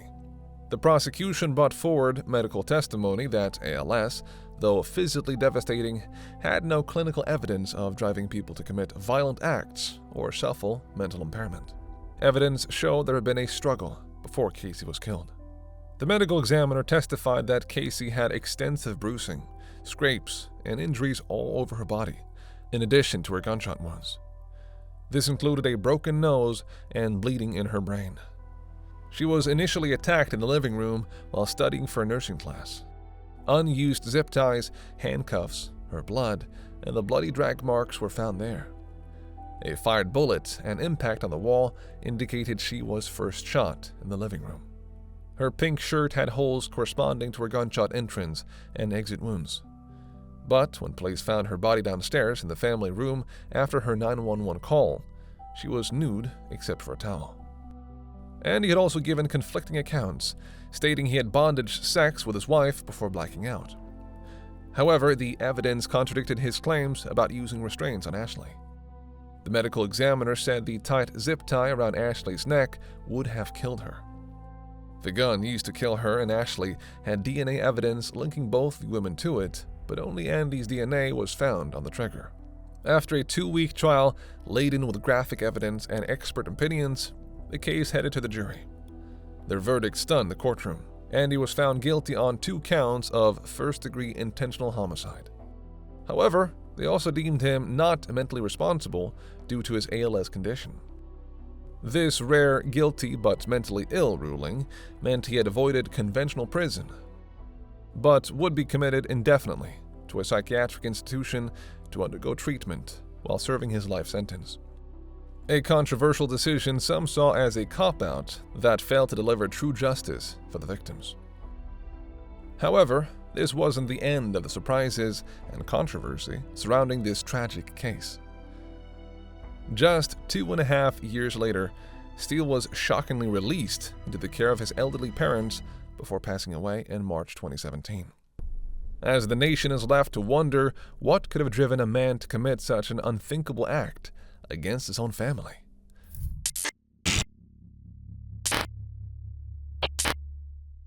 Anna Walsh, a 39-year-old Massachusetts mother of 3, has been missing since New Year's Day 2023, and her husband, 47-year-old Brian Walsh, has been charged with murder. He was initially arrested on a charge of misleading the investigation. As a new year started, Serbian-born Anna was at home before, according to Brian, she took a rideshare to the airport. He said a work emergency occurred and Anna had to fly to Washington, D.C. To date, police haven't been able to confirm these details, instead saying the woman was due to fly 3 days later. Anna was regional general manager at the real estate company Tishman Speyer and often traveled for work. The couple had been celebrating New Year's with a friend who left after 1 a.m. In an interview with I-Team from CBS Boston, that friend, Jem Mutlu, struggled to hold back tears. She said, Jem, I know you won't go out on New Year's Eve. I know you'll just stay home by yourself, and you know, Brian and I would love to see you. Just come over. Like, if there's anyone we'd love to see, we'd love to have over, it's you. Please come. And so I said, of course. Brian had cooked an elaborate meal for us, and we hugged and celebrated and toasted, and just what you do over New Year's. And there was a lot of looking forward to the new year. Like, there was no indication of anything other than celebrating the new year, like problems on hold, whatever life's problems were. And life always gives us matters and problems and things to deal with, right? That just always is. But the fact that they hadn't been living in separate homes, she was commuting back and forth, she wasn't seeing the children as often as she would have liked. I mean, she loved everybody. She definitely loved her children dearly. So it was festive. She was texting with friends, and she was sitting next to me at the bar stool and at their kitchen. There was absolutely no indication that any modicum of a tragedy, of disappearance, or anything else could have happened that night. Mutlu also gave insight into Walsh's relationship. A part of me had this suspicion all along that there may have been foul play, and that somehow just the story wasn't adding up. My biggest fear had shifted towards the children. Believe it or not, I still have a modicum of hope that somehow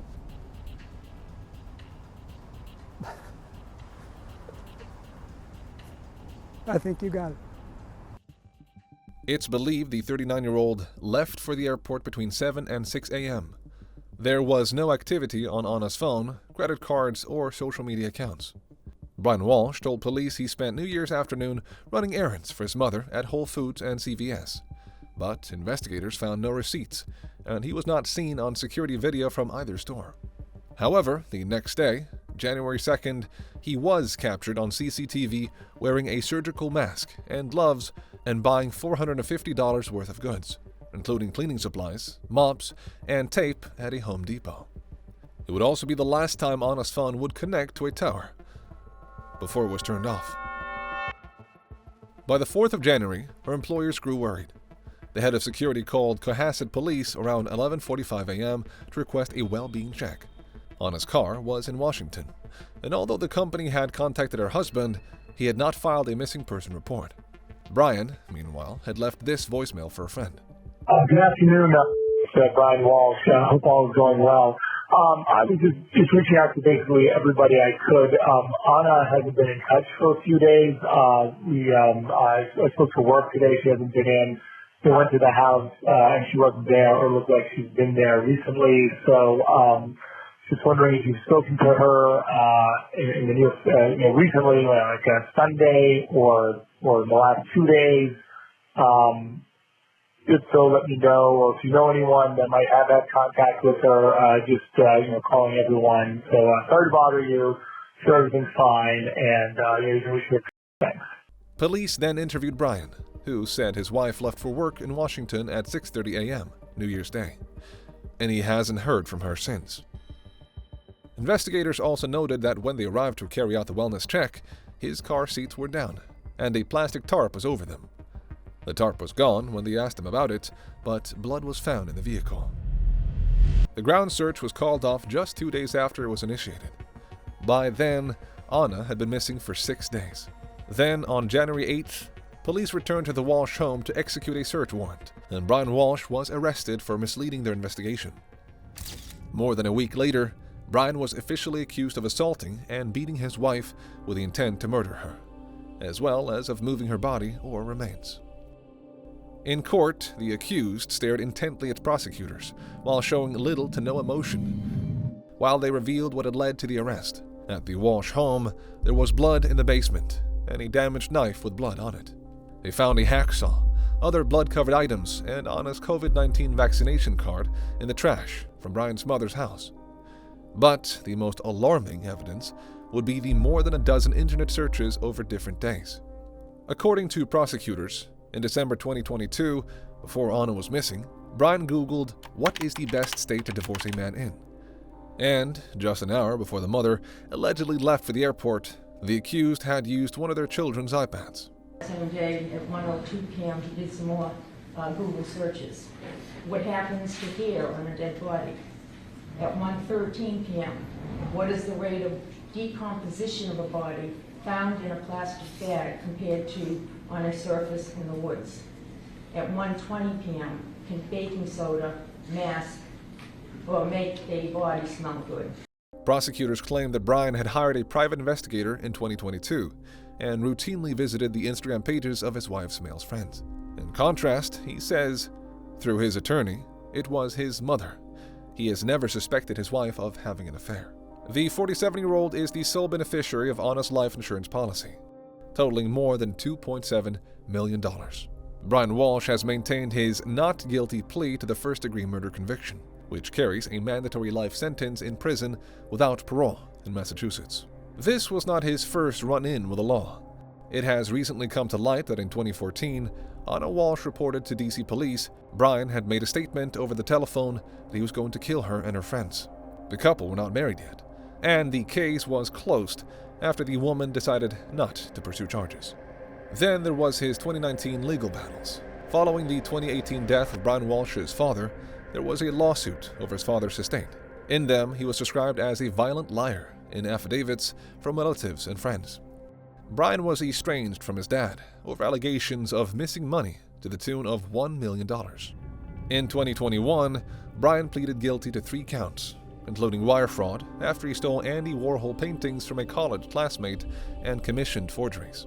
Court documents show that he was ordered to forfeit $225,000 and does not appear to have been sentenced to any prison time in that case. Brian was seemingly under house arrest when his wife was last seen, and some of his monitored activity in the following days violates this. Before her disappearance, Anna was reportedly trying to sell off her assets to move to DC.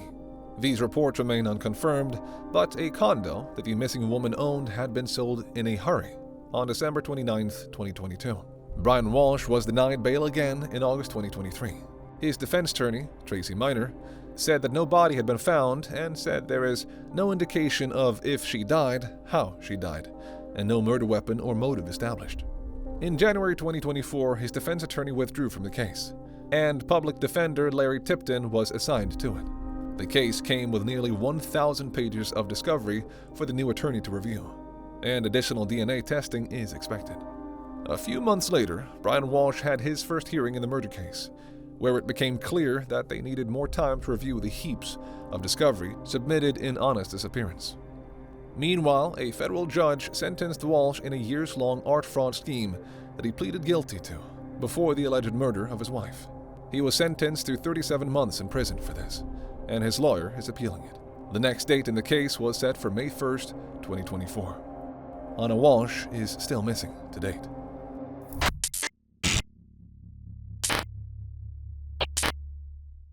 In the neighborhood of Tarzana, California, life seemed idyllic. Neighbors exchanged friendly waves. Children played on manicured lawns, and parents planned elaborate birthday parties. But behind the doors of a one seemingly perfect home, a dark and terrifying secret was brewing. Samuel Bond Haskell IV was not just any resident in Tarzana. As the son of a prominent Hollywood executive, he was surrounded by the glitz and glamour of Hollywood. His father's clients included the likes of Dolly Parton, George Clooney, and Whoopi Goldberg. Yet, despite this glamorous exterior, Samuel's life was marred by personal turmoil. In 2008, he was charged with 2 counts of assault with a deadly weapon. Though he pleaded no contest to battery and was placed on probation, this early brush with the law hinted at a propensity for violence. May Haskell grew up in China, where she worked as a model during her teenage years. Driven by the allure of the American dream, she immigrated to Los Angeles in the mid-2000s. May was studying accounting at California State University, Northridge, and working as a waitress when she met Samuel, a fellow student. The couple married after graduation and had 3 sons, Sam, James, and William. May owned a consulting business that helped foreign students navigate the American education system, but she had dreams of opening a sushi and boba tea shop. In her community, she was known for her social gatherings and was described by friends as friendly and outgoing. Samuel, a videographer and producer, lived with May, their 3 children, and his in-laws. May's parents, Yan Zhang Wang and Gao Shen Li, had moved from China to help care for their grandchildren. Together, they stayed in a single-story home on Coldstream Terrace, blending seamlessly into their community. However, this seemingly happy family was hiding deep and dark secrets. The unsettling sequence of events began on Sunday morning. May, who was always quick to respond to her friends' messages, had gone silent for some reason. This unusual behavior immediately raised concerns among her close-knit group of friends. The next day, Samuel took their children to school, an unusual task for him, as it was always May who did the school runs. This break from routine did not go unnoticed. Then, on Tuesday, November 7th, Samuel hired laborers to dispose of 3 black trash bags, telling them the bags contained rocks and Halloween props.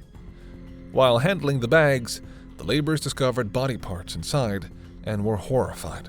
Realizing the gruesome contents, they immediately returned the bags and payment to Haskell and alerted the authorities. But when the police arrived, the bags had already been removed.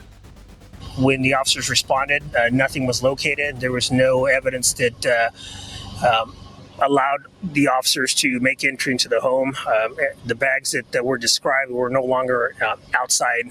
The next morning, at approximately 6 a.m., a homeless person searching for recyclables made a gruesome discovery: a dismembered female torso wrapped in a plastic bag. It was discarded in a dumpster near Ventura Boulevard and Rubio Avenue, just 5 miles from the Haskell home. That same day, police responded to a welfare check at the Haskell residence, where they made some grisly discoveries. Officers found stains resembling blood in the driveway, master bedroom, and bathroom. In the garage, they discovered numerous trash bags containing articles of bedding covered in blood-like stains. Police later found a white Tesla, registered to May, abandoned in Encino. Surveillance footage showed the Tesla arriving at the location around 6:10 p.m. on November 7th. A male driver exited and returned 10 minutes later with a silver Nissan Armada. The man was then seen transferring items from the Tesla to the Nissan before driving away. Investigators found possible blood evidence in the Tesla, along with a revolver and a knife in the Nissan. The discovery of the torso had, meanwhile, set off a rapid and intense investigation. Security footage linked the remains to the Haskell residence. It became clear that this was no ordinary missing persons case. It was the scene of a brutal and calculated murder. Authorities immediately arrested Samuel Haskell IV at a mall in Topanga on November 10th. Charged with the murder of his wife, May, and held on a $2 million bail, Samuel's arrest marked the beginning of a complex and chilling investigation. Detectives also suspected that he may have killed his in-laws, who were still unaccounted for. As the investigation unfolded, a disturbing picture emerged. Neighbors and friends described him as weird and noted his obsession with weapons. He kept a collection of samurai swords, crossbows, and guns in his home. Samuel's unusual behavior extended beyond his fascination with weapons.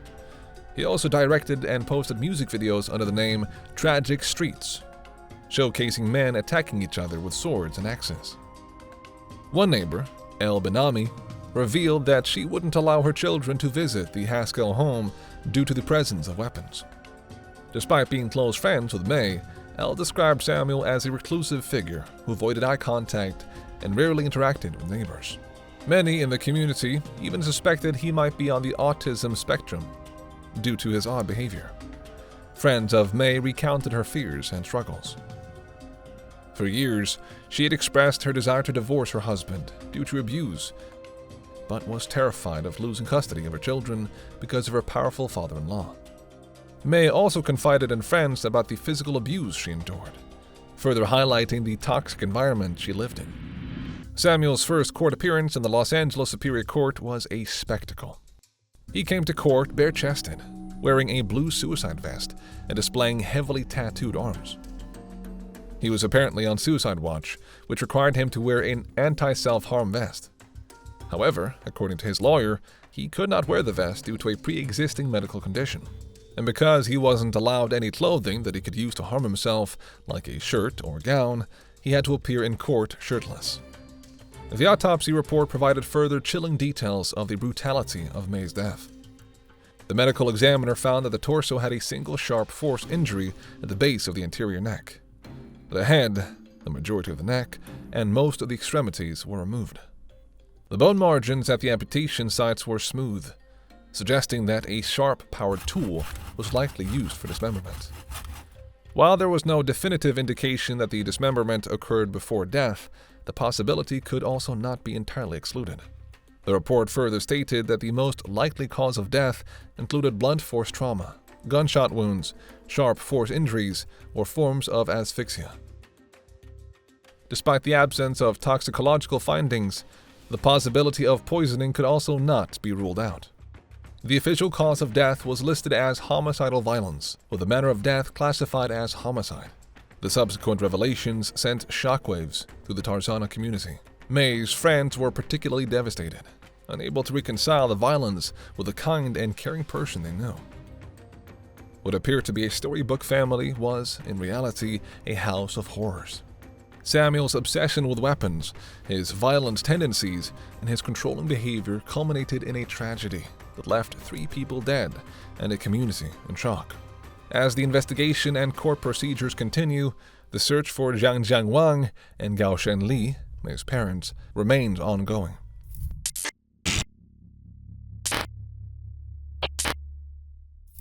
When the peace of a camping trip shatters with a shocking act of violence, it begs the question, what happens when 2 best friends set out on an adventure, but only one makes it back alive? On the evening of August 21st, 2015, 2 best friends ventured into the woods for what should have been a relaxing getaway. But in the early hours of the following morning, firefighters responding to a brush fire made a gruesome discovery.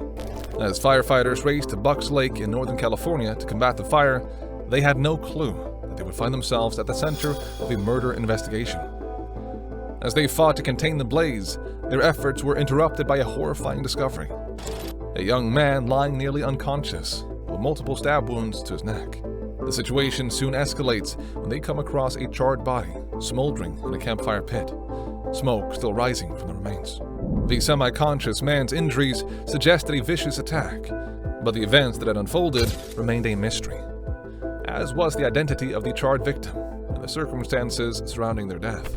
Soon, a chilling narrative began to take shape, one that told of a fueled camping trip gone terribly wrong. Trevor Holminski and Sheldon Stewart had been the best of friends.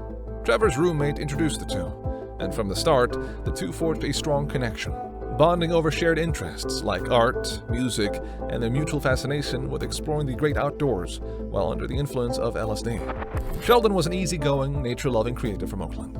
The art student from Expression College in Emeryville was also a local pitmaster at a barbecue shop. His friends described him as gentle and laid back.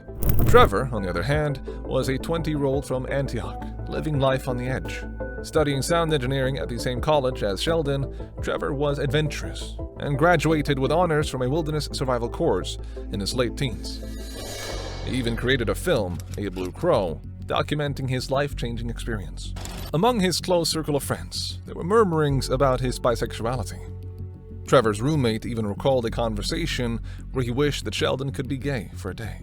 Trevor was planning to join the Marines, so the two friends decided to have one final adventure before Trevor enlisted, a farewell trip to their youth and the pristine wilderness of Bucks Lake. As the two best buddies left the Bay Area for their camping excursion, neither could have foreseen the grim fate that awaited them in the remote wilderness. The two set up camp between Sandy Point and Mill Creek Campground, an ideal spot away from the bustle of nearby campers. As night fell on their secluded campsite, their friends embarked on a journey that would alter their lives. Under the starry skies of the outdoors, the two took around 20 hits of LSD, commonly known as acid, plunging them into a state of profound intoxication.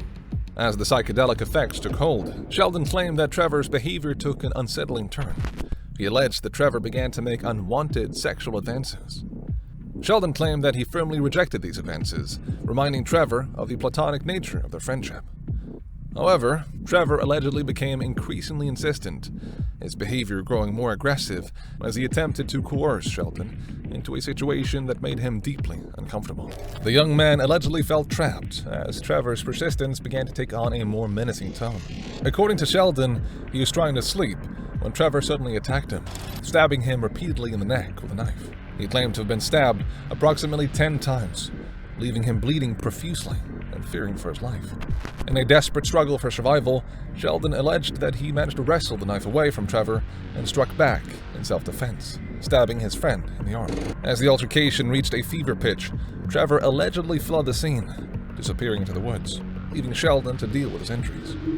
Investigators had no reason to doubt his story, as he had a clean record and reputation for being easygoing. They feared that Trevor, potentially unhinged by the drugs, had become a homicidal threat, possibly still lurking in the wilderness after attempting to kill his best friend and burning an unknown camper's body.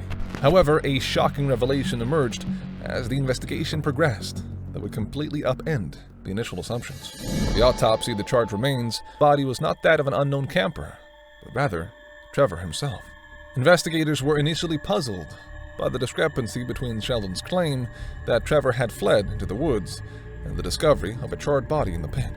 This inconsistency would later prove crucial in unraveling Sheldon's story. The autopsy report confirmed multiple stab wounds, with a lethal injury piercing his chest. The autopsy also revealed that Trevor was dead before the fire started. This chilling discovery quickly cast doubt on Sheldon's version of events, raising questions about what had transpired on that camping trip. As investigators delved deeper into the case, they uncovered evidence contradicting Sheldon's account. Firstly, the nature of his wounds raised suspicions. The cuts on his neck appeared too uniform and superficial to be consistent with a violent struggle, as one would expect in a fight for survival. Additionally, the slash marks on his wrists, which Sheldon admitted self-inflicting, further fueled doubts about his story. Using a metal detector, investigators found critical evidence buried at the crime scene: Trevor's wallet and identification, as well as the murder weapon, the knife Sheldon claimed Trevor had used to attack him. The investigators wondered why the items had been buried, if not to conceal evidence. With mounting evidence contradicting Sheldon's story, the investigation shifted from a search for a potentially dangerous fugitive to a murder inquiry focused squarely on the surviving camper. Soon, Sheldon's account began to unravel, and he was arrested. As the case moved to trial, the courtroom became a battleground, where Sheldon's version of events would be tested. In court, the prosecution dismantled Sheldon's claims of self-defense and accused him of cold-blooded murder. They highlighted the physical evidence, including the lack of defensive wounds on Sheldon's body, which contradicted his account of a violent struggle with Trevor. Additionally, the uniform nature of Sheldon's neck wounds, as well as the discovery of the murder weapon buried at the crime scene, further undermined his credibility. Furthermore, an arson expert testified about the fire's origin and spread. The expert presented evidence suggesting that the blaze was deliberately set and stoked, supporting the prosecution's allegation that it was intended to destroy evidence. The defense presented their version of events as a tragic misunderstanding fueled by drugs and emotions. They argued that Sheldon, in a state of panic and fear, acted to protect himself from a friend who had become a threat. Then, in a desperate attempt to avoid the harshest consequences, Sheldon's defense pivoted to a startling strategy, asserting that he had indeed killed Trevor, but only at his friend's pleading request. They argued that after being stabbed, Trevor had begged Sheldon to end his suffering, framing the act as a mercy killing born out of compassion. Despite this 11th-hour claim, the jury remained unconvinced by Sheldon's ever-changing justifications. After weighing the evidence, they found him guilty of first-degree murder, rejecting his self-defense and mercy-killing narratives as implausible attempts to escape accountability. After 16 days of intense testimony and deliberation, the jury retired to consider the case. Despite the complexities and conflicting narratives, they reached a verdict in less than a day. Sheldon Stewart was found guilty of first-degree murder and arson. In June 2016, Sheldon was sentenced to 26 years to life in prison.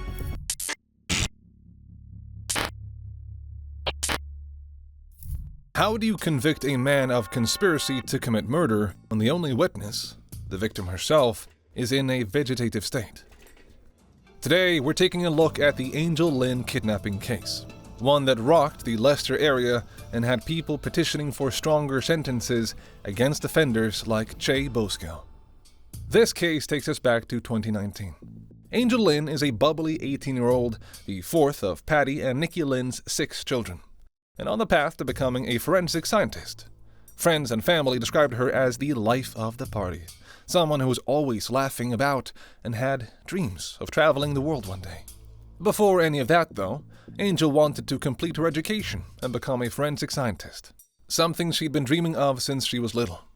In late 2019, she met another 18-year-old named Che Bosco through a few mutual friends. While talking to the producers for the kidnapping of Angel Lynn, Patty revealed that he'd never liked Che. Not just because he didn't have an education or had ever worked a day in his life, but because he tried to control Angel's every move. Patty revealed that Angel had boyfriends before, and the family was always open and honest about relationships with one another. In Che's case, however, Angel decided to stay secretive. According to Nikki, this was because the whole household disapproved of him.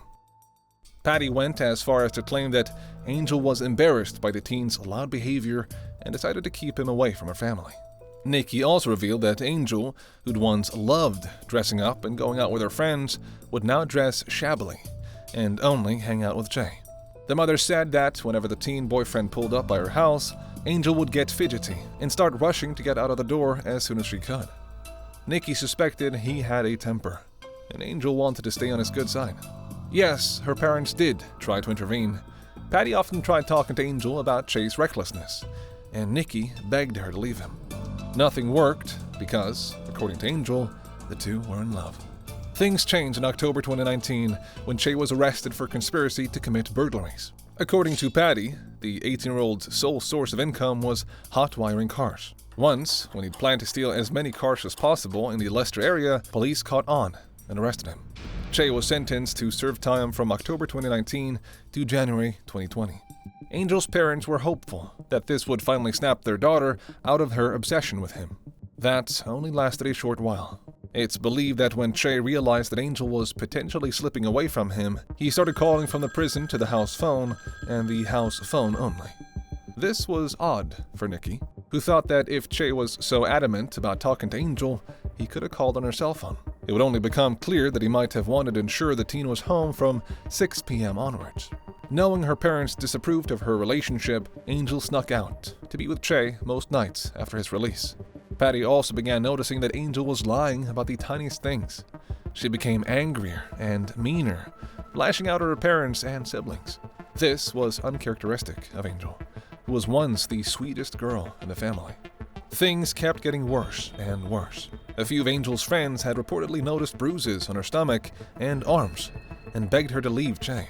Again, she had confided in them that her boyfriend would lose his temper over the slightest things and lash out at her. Her parents caught a glimpse of what Che was capable of when he dropped by the Lynn family residence unannounced one day, screaming and shouting for Angel to give him back his money. The 18-year-old had allegedly given his girlfriend money to hold on to while he was in prison. She'd returned most of it, but Che claimed he was short of 80 pounds.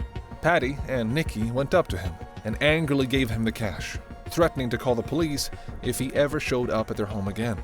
Despite Che's violent outbursts and threats, the parents were surprised that Angel was angry with them, claiming that the two had just made matters worse for her. Nikki later claimed that she tried to make her daughter understand that he was a toxic partner, but she was having none of it. A few days after the altercation, Angel moved out of her family home and into Che, his 3 siblings, and his mother, Katherine Norris's Northborough home. There was an incident where the police were called after a neighbor heard screaming and yelling. The neighbors claimed that they'd heard slapping and thudding sounds and assumed that someone was being assaulted. This was followed by another event where Katherine called an ambulance, fearing that Angel was having a seizure. It was actually a panic attack. Friends also claimed that Angel was basically at Che's mercy during this time. She worked as a cleaner while he was allegedly part of a gang of 6 motor thieves. He controlled their finances, made her give him her entire salary, and would keep any of the benefits they received. things would only go from bad to worse.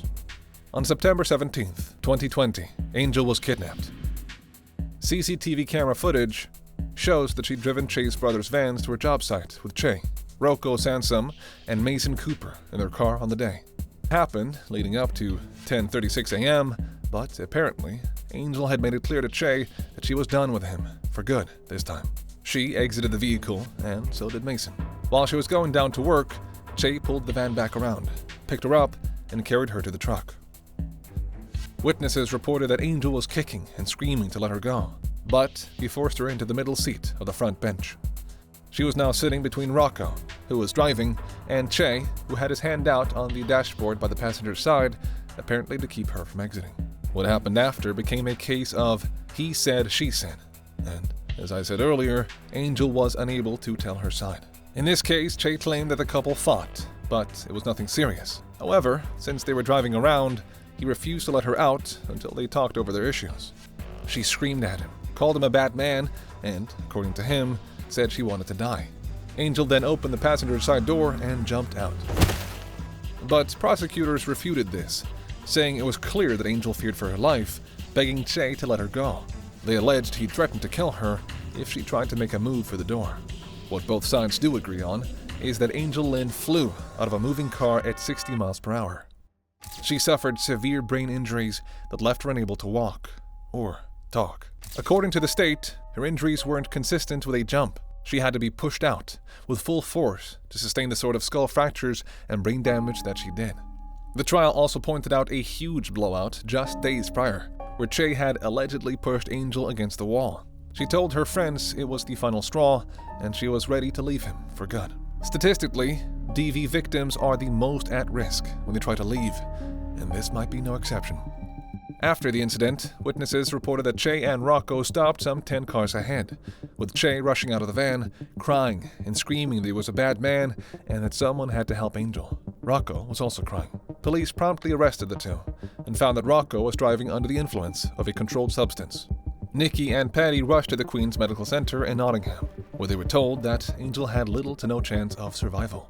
She was found lying near dead by the carriageway along A6, and neurologists feared that she'd never wake up. However, after a 6-hour emergency surgery, they revealed that Angel had pulled through. Patty said the doctors told them not to keep their hopes up, and Angel was still most likely to die one day. Angel couldn't even breathe on her own. Jay Boskill was found guilty on all accounts: kidnapping, engaging in coercive and controlling behavior, and perverting the course of justice. However, he was cleared of conspiracy to commit murder. During the sentencing, his mother testified that the only person who knows what happened that day is Angel. And since she can no longer speak, imprisoning Clay for life for conspiracy to kill would be unfair. At the same time, Angel's family believed that a 7-year sentence for the man who'd been tormenting their daughter was unfair. Eventually, Che was sentenced to a 12-year consecutive sentence, and Rocco was sentenced to 21 months behind bars. Che allegedly called his mother from prison, screaming and cursing at her for being the reason he was in there. He claimed she didn't defend him enough. There's a long and painful road ahead for Angel Lynn. September 2020's incident left her for dead, yet she somehow managed to pull through. Today, not only can she breathe, sign, and move the right side of her body, but in 2023, she also managed to take her first steps in the years since the incident and say her first word since the attack: Mama. In an exclusive interview with Good Morning Britain, Nikki recalled that day. She was groaning, so it started that I said, Angel, you know, if you're making them sort of sounds, you must be able to say something. And that's where I just started making sounds myself, and she just came out. I had no warning or anything that she was going to speak, because I'm one of them. I thought she'd never speak again. I really thought ever. So like I said, I thought she'd never speak. I thought that was it. But I think even they think now, wow, the doctor sat there, didn't he? Said she's just so strong. Although her daughter might never be the same again, they're trying to make her every day a little better than the last for her recovery.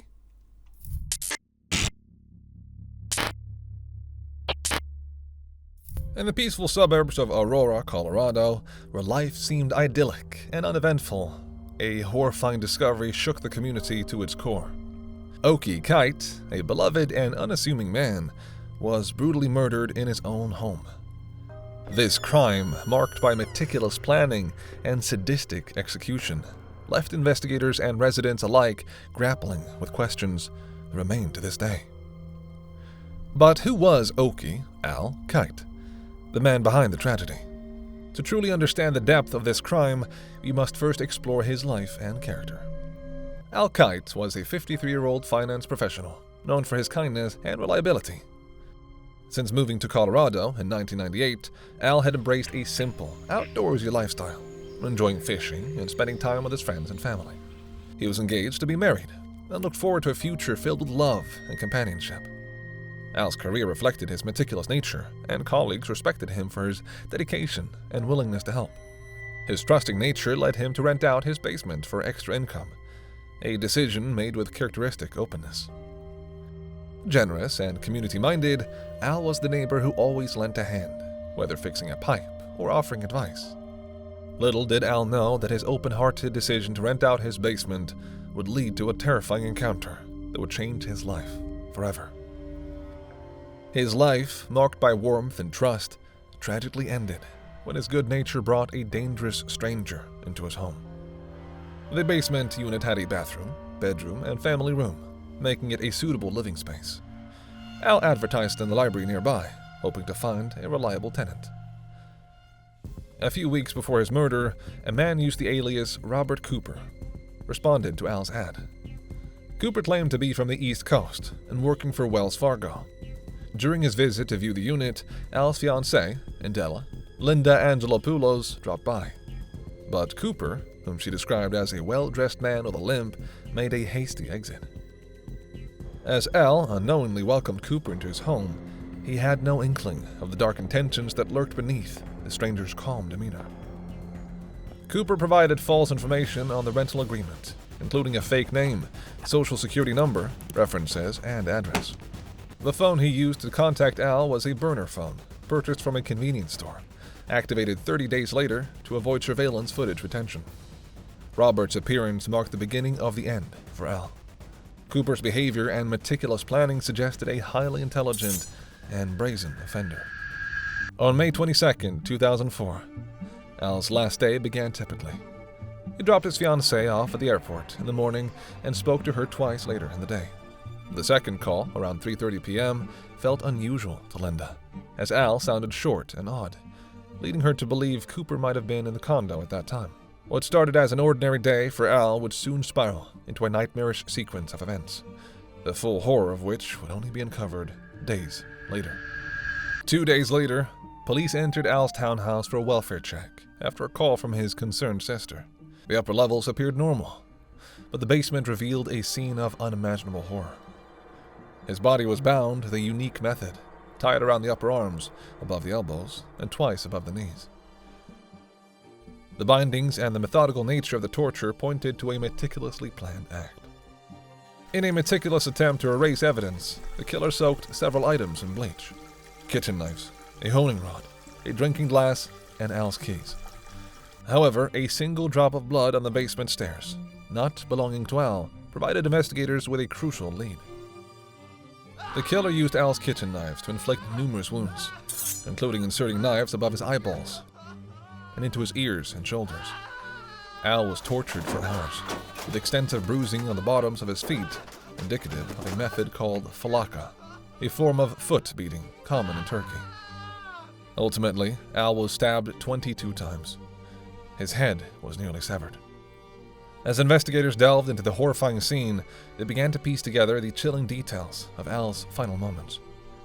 Despite efforts to clean up, the killer made a crucial mistake. This blood sample, preserved and tested, would become a vital piece of evidence in the ongoing investigation. Despite the immediate and extensive efforts by investigators, Robert Cooper had vanished without a trace. His real identity was a significant hurdle.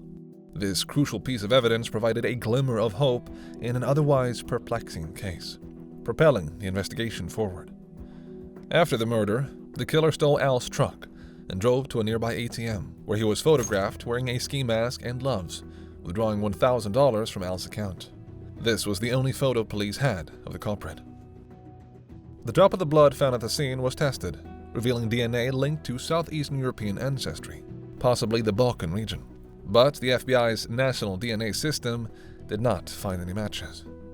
Despite the killer's efforts to conceal his identity, the investigation yielded critical forensic insights that hinted at his origins. Additionally, experts pointed to the unique binding and torture techniques, suggesting possible ties to the Turkish Hezbollah, known for similar methods. The trail went cold, despite exhaustive efforts, including nationwide alerts and media coverage. Over the years, various theories have emerged about the true identity of Robert Cooper. Some believe he was a professional hitman, while others speculate he was a drifter with a history of violent crimes.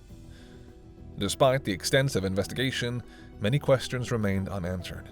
The personal nature of the attack suggested Al was specifically targeted, though no clear motive was identified. Some speculated the crime would be a random act by a transient or serial criminal, though the planning suggested otherwise. Initially considered, but the extreme brutality and lack of stolen valuables challenged this theory. The case remains open and active, with the Aurora Police Department and the FBI continuing to pursue leads. Genealogy testing continues to be used to build the suspect's family tree in hopes of identifying the elusive killer. Before you go, I'd love to know if you like having multiple stories in one video. Let me know in the comments down below. And if there are any cases you'd like for me to cover, you can email them to me using the address on my channel. Thank you.